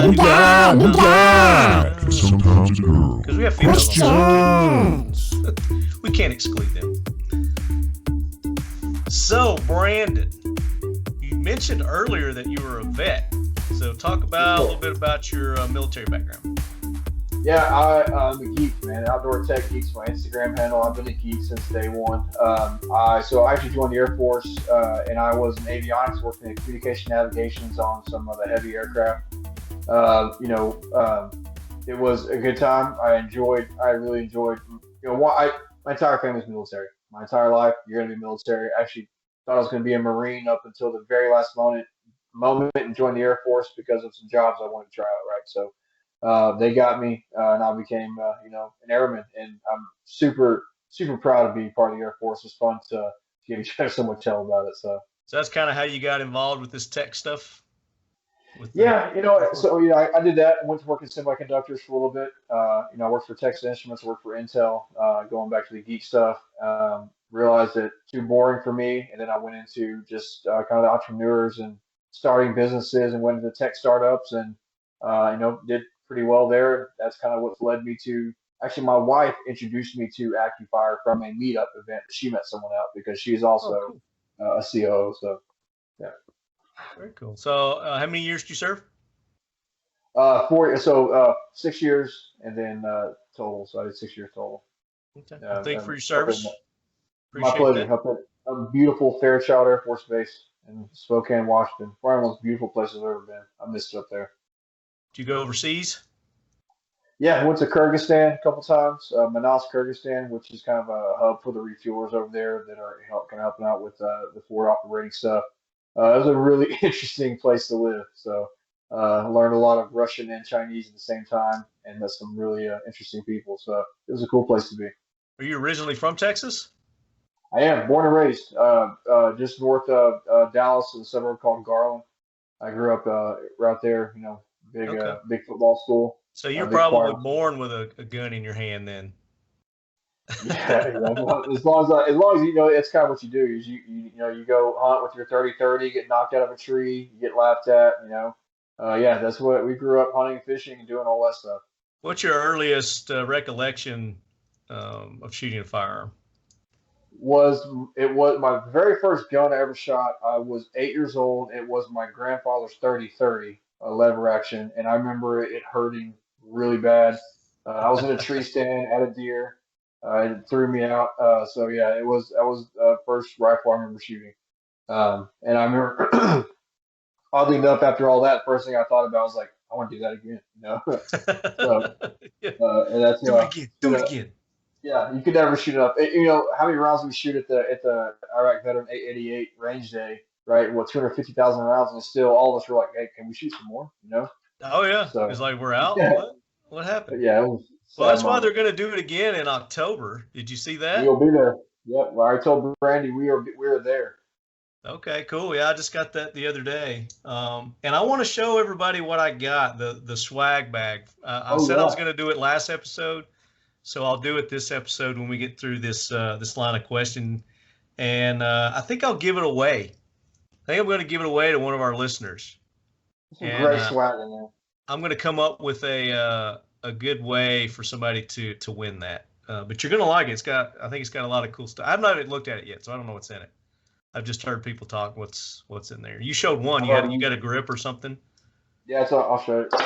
A mean grip. It's the mean grip. Yeah, it's you can see it on there. AR grip there. Yeah. It's I think I'll say it's thinner than I'm used to, but the tactility of it, it's a nice grip. I'm actually pretty excited to run through its paces this weekend. So you got Tomorrow on the storage. helicopter, actually. There you go. What's that? You got storage in the bottom of it, or is it It just does not hollow? have storage. Yeah, it's hollow. Oh. It's not as wide. But yeah, we'll see how it works out. If not, I'll switch Okay. back to the Magpul. Cool. So you were around 8. Is that what you said when you shot the 30-30? Yep. It was your grandpa's? It was my grandpa's with my uncle. Yep. Okay. Is your grandpa still alive? No, he died right around that time. That's why it was kind of special. I was gonna say, do you still have access to that 30-30? No, I don't. So that's the thing too. I don't really have access to a lot of my childhood stuff, which would have been kind of cool. I would say 90% of my collection is stuff that I've gotten in my adult life, and I'd say in the past probably 20. Being in the military and also moving around a lot, didn't really. There's no reason to have guns at the time. Especially being avionics, I just didn't need it. So I had my Glock that I carried everywhere, my 1911, a couple of my great grandfather's stuff. But other than that, everything now is all the new stuff. And of course, it's like everybody else. I can't help but keep swapping and trading, So, what was the first gun that you bought for yourself that you spent your hard-earned money on? It was a Taurus Millennium Pro. It was the first thing I bought. And I had a couple of Glocks given to me, but the first gun I bought, I remember I just wanted a good budget carry gun. I went and bought a Taurus Millennium Pro 45, and it was a lot to handle. It was a lot to handle. Do you still have it? I do. Yes, I still have Nice. that one. Yeah, it's somewhere in the gun room behind me. But yeah, There you go. You'll always hold on to that one because that was the first one, right? Yep, it was. And my first rifle that I actually bought for myself, it was a Tikka 270. It was a Tikka T3 270, and I remember that with a little Nikon 3x9x40. And that's what I was proud as I killed a deer with it that Thing year. will do work, man. It'll do all the work you need it to. Yeah, I mean everything you need in Texas is what they say. So when it comes to pop culture, what is your go-to movie, TV show, music? Maybe it's a magazine, maybe it's something on social media or something like that, just to kick back and relax and just zone. I'm a movie person. Actually, if you can see our house, we built I can watch movies all day. I can quote movies. I've got a movie problem. True story. I met my wife on a movie set. There was a brief time in my life I wanted to be a stuntman, and I tried to be a stuntman, and that's how I met my wife. You trying to be a stuntman? Yeah. Tell the story. I want to hear this. Oh man. Long story short, remember the show The Fall Guy back when we were younger with Lee Majors. Lee I love that Majors, show. yeah, the $6 Million Man. I used to watch that. Exactly. Heather, what was the blonde chick? Wasn't it Heather something? Heather Locklear. Yeah, is it Heather Locklear? Heather Locklear, yeah, she was bad. Bad. My wife's name is Heather. True story. Um, anyway, so I saw that all my life. It's like, I want to be a stuntman. Met a couple of stunt people just throughout different random encounters. Went to a stunt school, met a few guys, and then moved back to Texas and did some westerns. The first western I did, I fell, hurt my neck. That's where I met my wife. She was a production assistant, and that was basically the beginning and the end of my stunt career when I broke my neck on the first movie that I ever did. Oh, damn. Yeah, but it was a good time. And I've done a few. Yeah, there it is.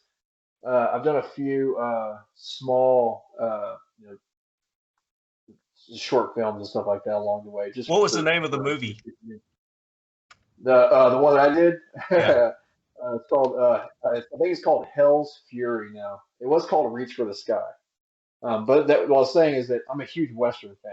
Right, so to be able to be in a Western, that's it right there. That's actually I'm on the cover. I made the cover of that one. You see me? Yeah, that's see the guy right there. Yep, that's me. This one? Yep, that's my mug right there. If I can make it bigger. Yeah. Do you get royalties for that? Well, man, that movie made, I would say, negative money. It was the guy on there. They had to the main pay character, people to go see it, huh? Oh, it was awful, man. It was fun though. I met my wife on that. But let's just say, is my favorite movie of all time is actually a movie called Open Range because I love westerns. So that's, and for someone who I can watch that movie. Kevin Costner, Robert Duvall. It's just. I've probably seen that. Oh. Yeah. So here's what I love about westerns and all gunslinger, all gunfighter action movies. There's at the end of it, there's the main good guy and the main the bad guy's right hand is the badass fighter. There's always this big fight scene. Right. In this movie, spoiler alert, right? You have Kevin Costner walks up to their guy. I think his name was Rico, and he says, "Hey, are you the man that is right before the big gunfight? Right? It's almost like right before OK Corral. Doc Holliday walking up to somebody. He said, "Are you the man that killed my friend?" He said, "Yeah, I shot your dog too." No action, no words, no trash talking. Kevin Costner just clears leather, puts that barrel to his head, and pulls the trigger. I'm like, that is how it should be. No, run your mouth, and they just just throw down, no warning. Yeah, that's the way it should be. Did you shoot my friend? I sure did. All right, you're dead. Yeah, I don't need any other explanation. That was the end of the conversation. So anyway, Open Range is the one movie that I tend to watch a lot, and of course Boondock Saints, just because it's generational and it's a great movie. Right? Yeah, that's a great movie. Horrible. Everything about it is awful as far as the tactical aspects of it, but it's a good movie. You know what I started watching again? What's that? Justified. That's actually a pretty good series. I haven't watched it in years, and I just started watching it again from episode 1 the other day. I think I'm like on 6 or 7 right now of season 1, but I forgot how good that was. Did you ever watch The Shield? I haven't done that yet. I've heard that's a great series too. That's one of my favorites, just because Michael Chiklis. The thing about that is it actually usually when they wrap a series, they don't wrap it. It's usually awful. They wrap this one, in my opinion, really well. Yeah. That, and then music, man. I hate to admit this in public, but I'm actually a choir nerd. So music is I just love music. Any good music, I'll listen to it. I don't have a genre I listen to, and I listen to. I like variety. I'm variety on my music. I like a little bit of everything. Everything from death metal to James Taylor. It's all over the place. Barbara Streisand, man. I even listen to it. Absolutely. Why not? With the Bee Gees, that one she sang with what's his name, the Bee Gee dude. That was good. I can't remember what it is right now. I can hear his voice. Yeah.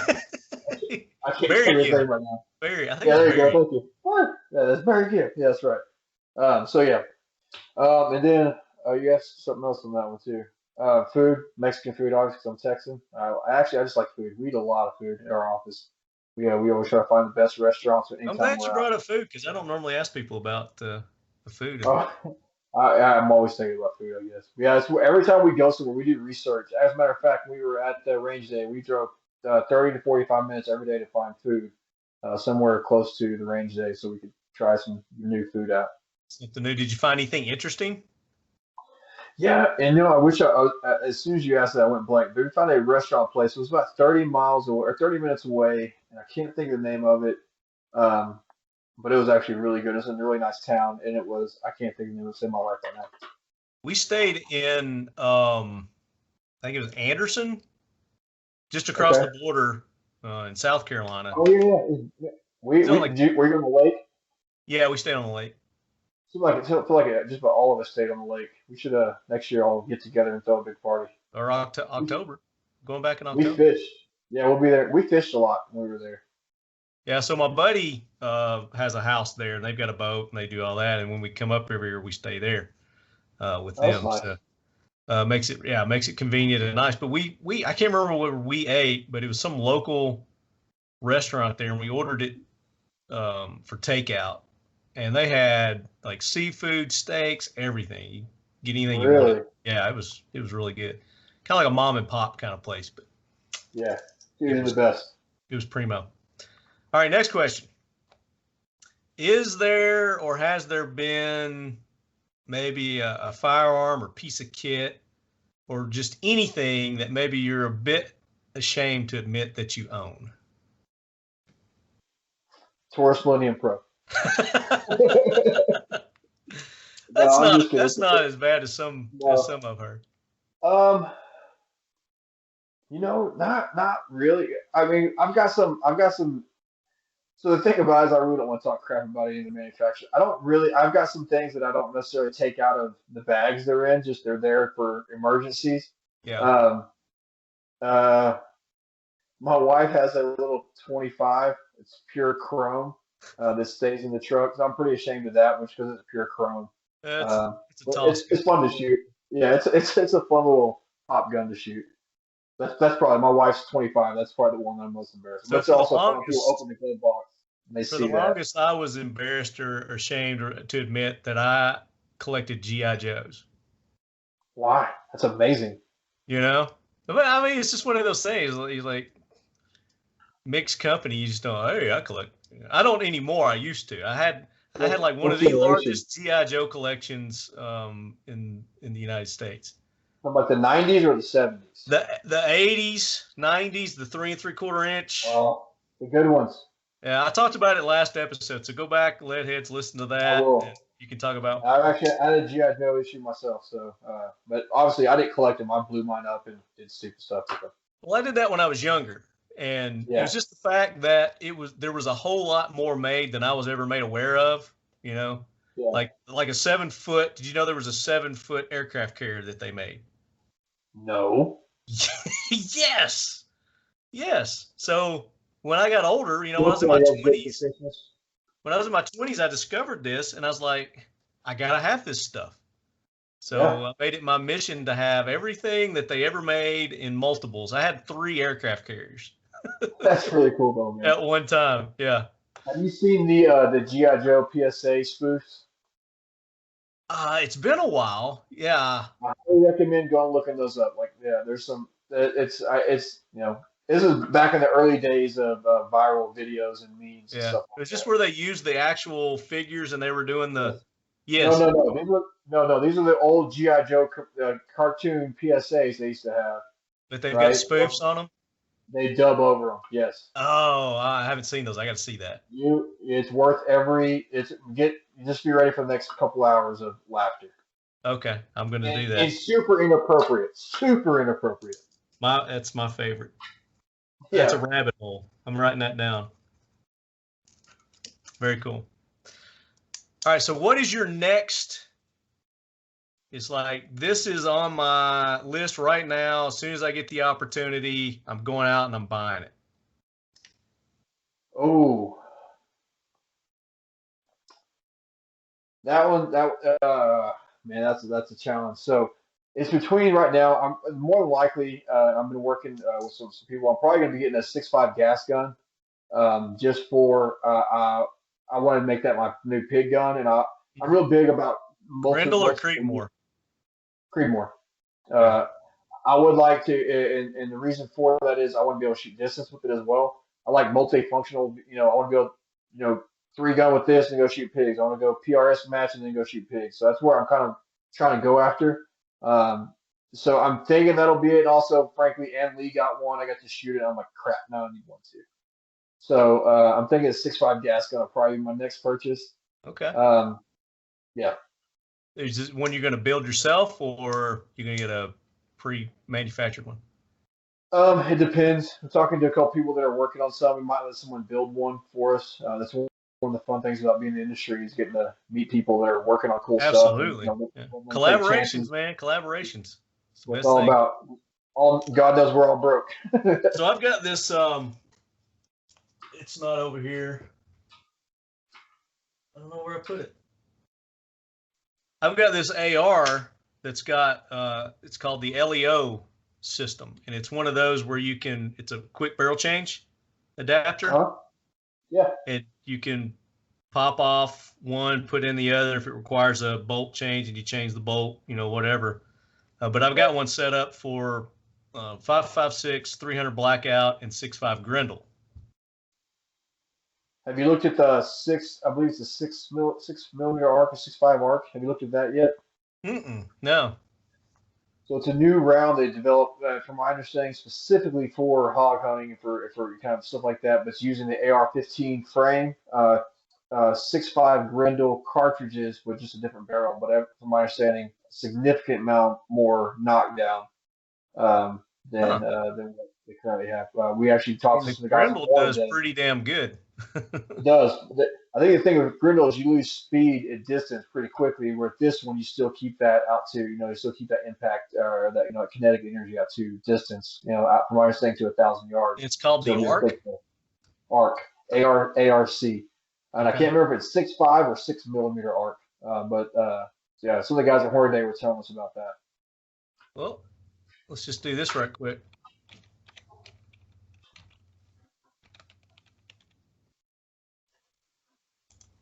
See if that's it. Hornady, 6 millimeter.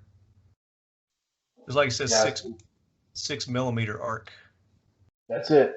Yep. Let's see what they say about it here. Yeah, that looks like a Grendel. Is my screen still shared? Yeah, it is. Yep. I'm reading it right now. Yeah, I'll have to look into that one. I'm not familiar with that. Here it is. Here's a good comparison right here. It's got 6.5, the 308, the 223. The velocity comparison. Very cool. Good tip. So, Leadheads, if any of you are familiar with the 6 millimeter arc, shoot me an email, talkinglead@gmail.com, and let me know what you know about it if you've tried it out. Same here. Pull that over to me. I'm interested too. I'm definitely intrigued by this. I don't know how much can be shared, but there is some cool stuff over there. All right, next question. Money be damned, laws be damned. What would you own? Anything.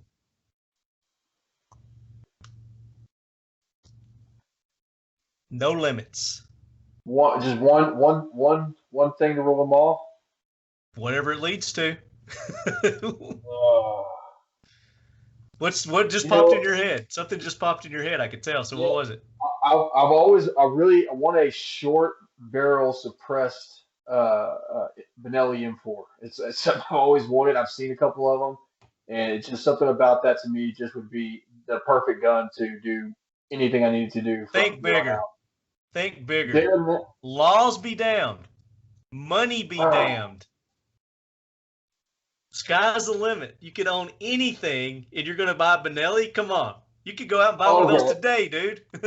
Oh, then that's easy then. A fully armored Land Cruiser. Fully stocked, snorkel, armored front to back. Maybe even if you have some mounted turrets on the back too. Nice. I've wanted a Land Cruiser for a while, and a fully armored one would be a dream come true. So maybe one day Accufire does one real well. So that'll be my retirement gift to myself. Very good. There you go. I like that. That's a good answer. Would you do like a brand new one, or would you do like a certain year that you like better? And for it, money be damned, I'd probably go with a brand new one. A brand new one? You wouldn't kit out like an old 70s one and just make it just badass as hell? I mean, that would be great, but I can be comfortable. If I'm rich, why not be comfortable too, right? There you go. There you go. Why make it a Land Cruiser? Why not just get a tank? That's true. That's true. Oh, that's good. That's a good answer. I like that. Are you a motorhead also? You get into vehicles? A little bit, not as much as I like to. Everybody on my team are actually really big 4Runner guys. We got a couple of Gen 4 and Gen 3 guys, and they're deep in that industry. I had an 88 K5 Blazer I just sold, so I've always had. Yeah, I miss it a lot. I put a 383 stroker motor into it, and that was going to be my baby, but Accufire became my baby and got rid of that. Yeah.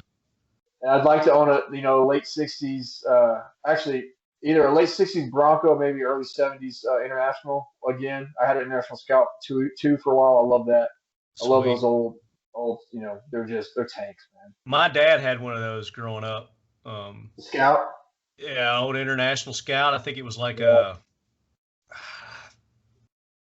had to have been 70 something. I don't know. Yeah. But they're great, man. We took it everywhere, man. We went on places that didn't have roads, made our own roads. And yeah, I mean, you're talking ruts that were, taller than I was at the time, 3 feet or bigger. And we're just going through it and handling it no problem. Yeah, it wasn't comfortable, but it was, No, that Blazer was not comfortable. My kids loved it. My kids loved that thing. Oh, hell yeah. Well, nowadays with the technology and all the stuff that you can do to them. Yeah. If I had that one, I wouldn't restore it to original. I would beef it up. Yeah. Nice plush interior in there, because it was like sitting on a milk crate. It was. Yeah, exactly. It was ridiculous. Just gotta modernize it a little bit. Yeah, absolutely. All right, last question. All right. If you could spend the day at the range with anyone, any group of people, fictional, dead, still alive, who would it be?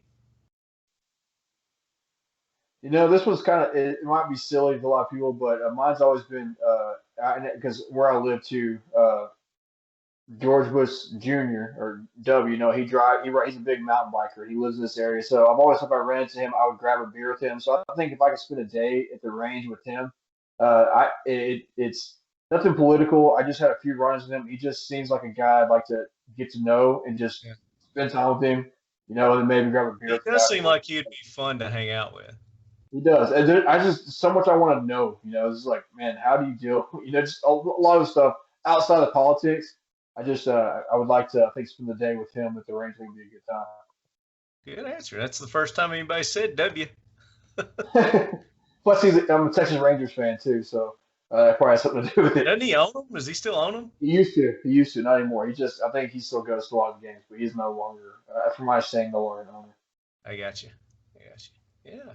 I hadn't heard from him in a while. I wonder what he's up to. No, he's an artist now. I think he's just kind of enjoying being an artist. Kind of like Hitler. Did you know Hitler was an artist? I feel like have you watched Apocalypse 45 yet? Apocalypse 45. It's about the Pacific War in World War II. It's really good. I highly recommend it. I just watched it recently. I can't spell worth a crap. Let's see if it comes up. Okay, yeah. It's on Discovery Plus where we watched it. Everybody's looking at me saying, you can't spell. L-Y-P-S-E. 45?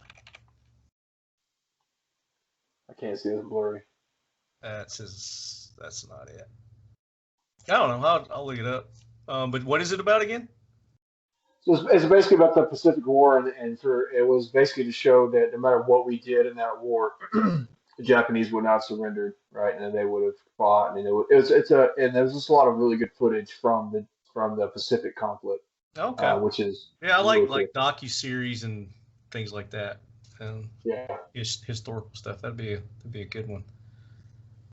Yeah. I was gonna say something.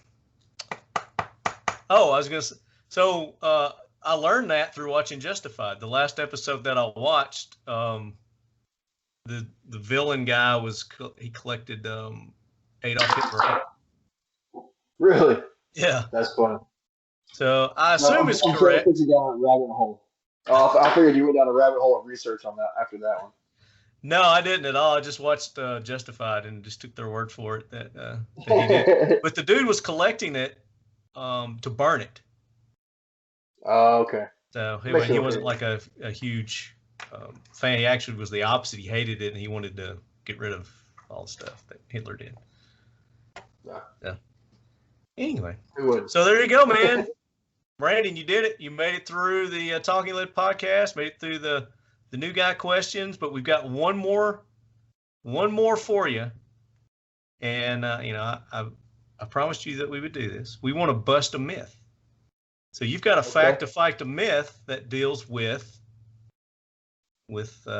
optics, thermals, night vision.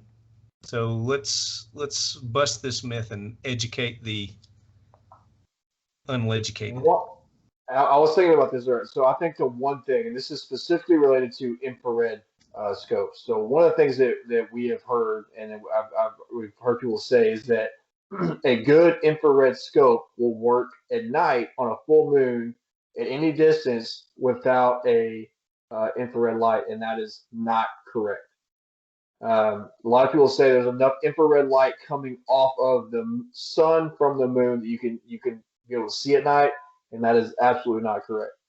If you can see at night without infrared, that means you're using the tube or the white phosphorus style night vision, and those you can see without infrared light. Now, using an infrared light helps with that. It's like a spotlight, right?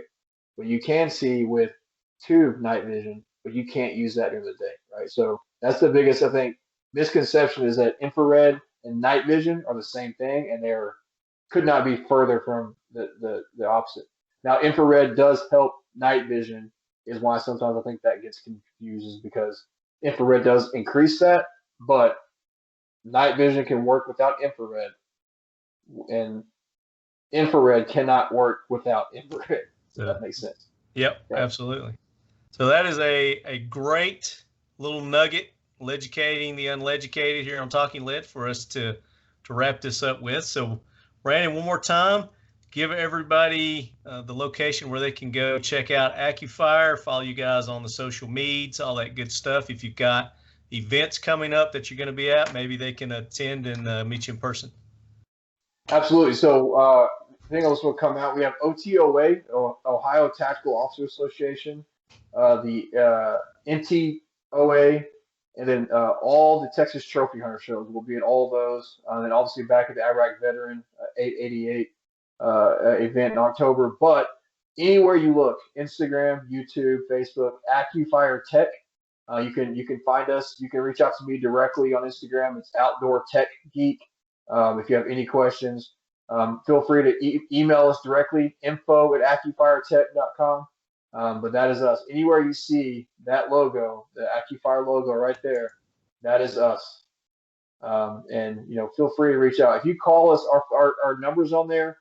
If someone does not answer that number, if someone's not at the office, that number goes right to my cell phone. So feel free to give us a call, and we'll take care of you if you have any questions about anything. Very cool. And here's their Facebook. Follow them on Facebook. If you're watching on the YouTube channel, here's their Instagrams. I'm clicking on it right now.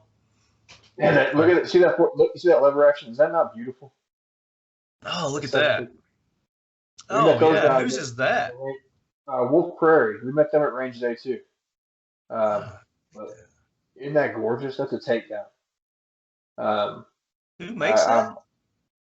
There are a lot of people that they source that, but that Wolf Prairie, those guys I'd reach out to them. They were at the Range Day. Okay. I don't think I met them. They're sharp guys. So we're really excited about doing some collabs with them to see what we can do, because I love that setup. I think it's beautiful. That thermal on there is sexy. I like that. It's something about that, old meets new. It just looks Old school with new tech. It kind of looks like something out of Star Wars, where they took the old World War II guns and made them look futuristic. Yeah. That's kind of cool. The Mando's new weapon. Yeah. So, yeah. Yeah, there you go. Mando's new rifle. I like that. And then you got a YouTube channel also, and you've got some videos. Yes, sir. And well, we're releasing new videos every week too. So, okay. And we've actually got reviews coming out from Iraq Veteran 888, Mr. Guns and Gear, and also from Top Shot Dustin. Okay, cool. Top Shot Dustin. Yeah, he's been on the show before. Yeah, he seems like a great guy. And also, 4MR Ranch did one that's a 36-minute review that is it's very detailed review of the thermal and gives you all kinds of images and pictures and all that good stuff as well. Who, say that name, who did it? 4MR Ranch. It's not on our channel, it's on his channel. Okay. But it's really good. Did he do the Incendis? He did the Incendis, and he put a lot of work into that review, and I'm really thankful for it. Did he do a video attachment to it where he could record? He did. He also did some stuff through the lens itself. So he used, I believe, a Tacticam, so you can see what it looks like. He got some good kill footage. Went through the menu functions. He actually did a better job than we did, so I'm a little jealous. Yeah, I'm curious as to what he used because I'm going to want to hook some kind of camera or something up to mine so I can record too. Yeah, we've been using the 3D night vision. It's a pretty good one, but I'll get you linked up with that. Okay, very cool. So there you go, lead heads. Check out Accufire. Definitely go buy their products. You can do that through. I guess you guys are at dealers. Let's see a dealer locator here. Yeah, that's what we actually prefer that. If you've got a local dealer, reach out to us and have that dealer reach out to us. We'll make sure that dealer takes care of you in your first order. We're really big about, we want to build relationships with the dealers. That's going to be the best way for us to build regional relationships as well too. So, please do make introductions to your favorite dealer or someone you think should be carrying our stuff. And can they buy through you direct? Absolutely. Yep. You can buy it directly from our website. Okay. So there you go, lead heads. And we don't have a code set up with them yet, but maybe in the future we can get a lead head discount code set up with you guys. We can get that set up as soon as we get off the phone. Okay. We'll definitely do that. But in the meantime, lead heads, make sure you go and support all those companies that are making this show possible each and every week, sometimes more often. Let me switch my camera back here to the screen. We've got Factory 47. We were talking about our AK Corner. They make all of our AK Corner t-shirts, hoodies, and even the tumblers, which I don't have. I'm usually drinking from my AK Corner tumbler. This is our normal talking leady. We call these leadies, Brandon. I see what you did there. It's not for a snowflake. It's, keep your drinks seconds colder than one of those Yetis. It's the talking leady. Is what we call them. But go to Factory 47. It's FAKTORY 47.com. Use the code LEADHEAD. Get 10% off our shirts. It's going to have this logo on it. And then on the back, he's got all the AK Factory symbols and stuff on the back. It's really cool. It's two-sided print on the hoodies, t-shirts, and our mugs. And we even have women's shirts there too. Factory47.com. 1776 United, which I'm wearing one of their shirts right now. Hashtag guns allowed. Let me move my microphone. You can get cool shirts. I got a bunch of their patches. I really like those guys. Yeah, very, very patriotic company. 1776 United, they make our patches, the Lead Head Brigade patches. So you can go there and get those. And then, of course, they make our classic Talking Lead logo T-shirts. And they even have the Lead Head Brigade logo T-shirts at 1776united.com and use the code Talking Lead, and it's all lowercase. You're going to get 20% off there at 1776 United. And then Nemo Arms, one of our newest sponsors to the Talking Lead podcast. Nemo Arms makes very high-end rifles, shotguns, pistols. They're doing suppressors at Nemo Arms.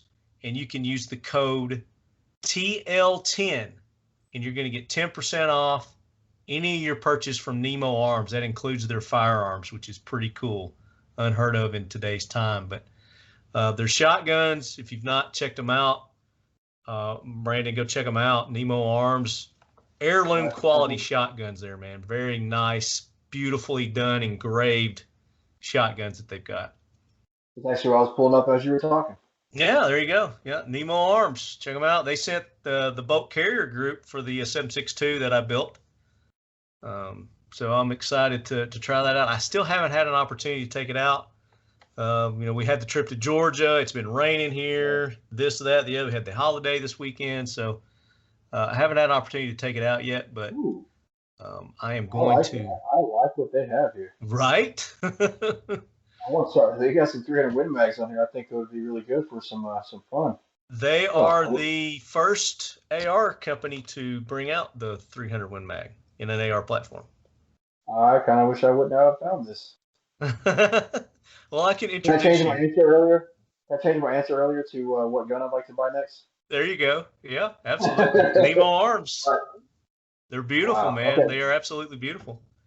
And then, of course, Seal1, seal1.net for all your gun cleaning, lubrication, protecting needs. Go to seal1.net and use the code LEADHEAD for 25% off. And go to their social medias on all of our sponsors' social medias. Follow them, let them know how much you appreciate them sponsoring the show, making it possible. Mission First Tactical, missionfirsttactical.com. And again, in the earlier, I explained what's going on with them. Use the code LEADHEAD for 20% off. If it doesn't work, email me, talkinglead@gmail.com, and we'll make sure that we get you that 20% off any of their products there. And again, these discount codes are for non sale items and clearance items and stuff like that. But the regular price, you're going to get the benefit of that discount code. Nutrient Survival. We had them on a few episodes ago. They've got some really good survival food. It's nutritious for you, and it tastes good too. 14 vitamins, 14 minerals, 9 amino acids, protein, omega-3, omega-6, fiber, 40 essential nutrients. So you're not just getting calories in their survival food. You're getting healthy, sustainable nutrition. So great for long-term storage food. So for you preppers, this is ideal for that. They even have single serving packs, or they have the big cans that you can serve. You can store quantities. But the stuff tastes good. I've tried it. Tried all their stuff. They've got new flavors out that I haven't tried yet. You can go to their website, nutrientsurvival.com. Use the code LEADHEAD. Try to make it easy. Leadhead's pretty much across the board, 10% off at Nutrient Survival. And I think that's all the codes we got right now. If I missed some, you go to one of our sponsors, one of our friends of the show. If Leadhead doesn't work or Talking Lead doesn't work, let me know, and if we don't have one, we'll try to get one set up. And then, of course, Keltec for the NRA in Houston. You guys are going to be there, right? Hope so. Waiting to hear back from the NRA. Okay, you should go anyway. You should just go to attend. Oh, we'll be there. Yeah, we'll be there. You can hang out with us at the Keltec booth, because they are going to be the official lead quarters for the 2021 NRA, hosting the lead quarters. Our studio will be set up there, and we've got special shirts. We've got special dump trays with new different logos. I showed the new logo that we're going to be using on the last episode with Jason Spar. It's instead of this bullet, the bullet microphone that we've got there, we've got a Keltec P50 that's going to be replacing that, and they've got this logo that we designed for them. It's going to be really cool shirts, dump trays and all that we're going to be giving away. So if you're there, come by. If we've got any left, we'll hook you up, but first come, first serve as far as those go. But if you come, let me know, and I'll pull you one back, Brandon. Sounds good, man. Pull you back the shirt. No, that's not. All right, lead heads. That does it for another episode of the Talking Lead Podcast. Until the next episode, as always, keep your loved ones close Your firearm closer, your optic always sighted in. And use that thermal from Accufire if you've got it. Perfect. Thanks, Lefty.